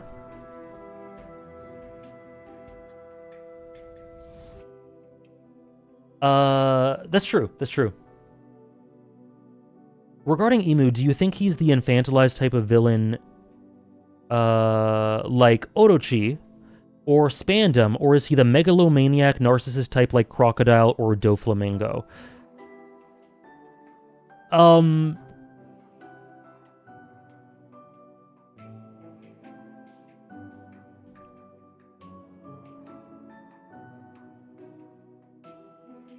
Both.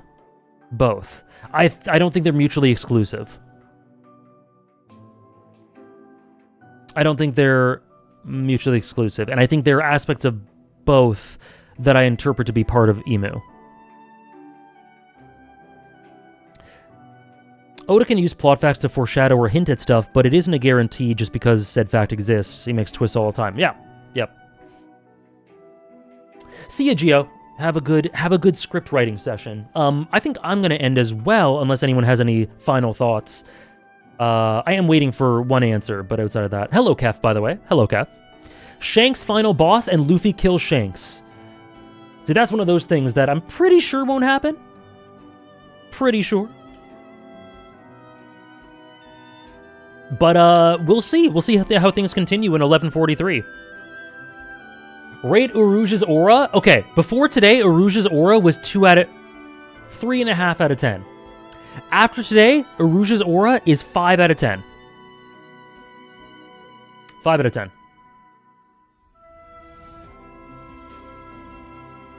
Because I feel like Blackbeard and Shanks needs a payoff, and I can't see Shanks winning or surviving that.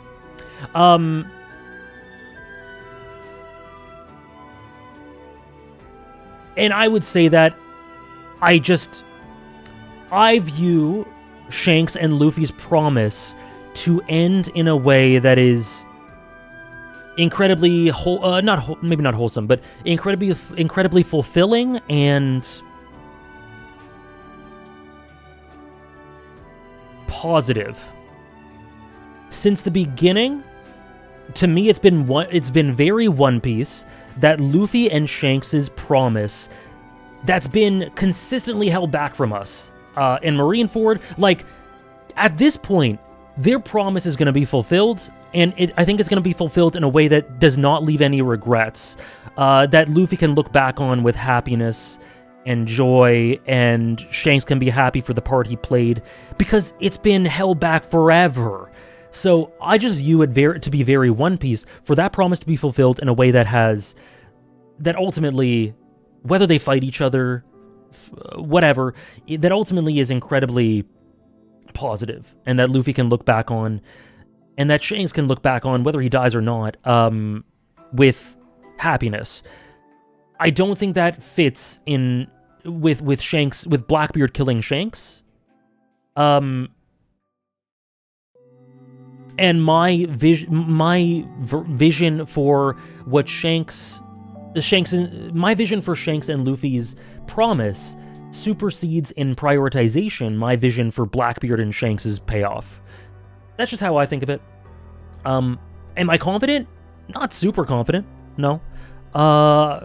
Could I see Blackbeard killing Shanks? Sure. It's like it's like a crazy, exaggerated Marineford. And that is something Oda's done. It's just my thoughts on what'll happen so far. I think I put less stock into the Blackbeard-Shanks dynamic in that way than most tend to. I know, me too, Trish. It's been so long since... Whoa. So long. No. Ignore that. I just caught up like this year. Or less than a year ago. It's not been so long. But like, it feels like this is such an exciting time to be a One Piece fan. And I imagine and envision that this has to be one of the most exciting, if not the most exciting time to be waiting every week for a new chapter. So we're living history, man. We're living history. It's been so long. Embarrassing. The Urouge stocks are rising. What did I miss? Go earlier in the VOD. Check out the VOD. We yapped about Urouge.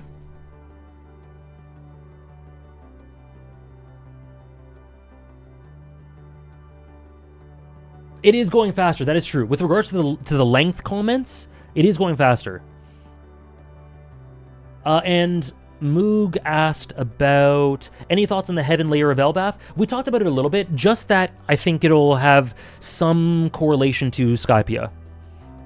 Some correlation to Skypiea, important lore info, and I think it'll continue forth the aesthetic comparison to Skypiea through thematics. It is. It's a great time. It's the time to be a One Piece fan. Live action as well. That new anime thing, whatever that is. Anyways, guys, I think we're gonna end it off there. I don't think there's time for Skypiea. We did a regular length stream, just yapping about 1142, Elbaf in general, the series in general. So no time for Skypiea today. But we'll be back next week with 1143. Thank you guys so much for hanging out. We'll be finishing Resident Evil 4 tomorrow. Second last Bleach reading stream on Wednesday. And Sunday, the next One Piece chapter. Thank you guys so much. Thank you for hanging out, for chatting. I always love these little chill sessions. They're as fun to me as actually reading the content. And yeah, thank you guys so much. Have a great rest of your weekend.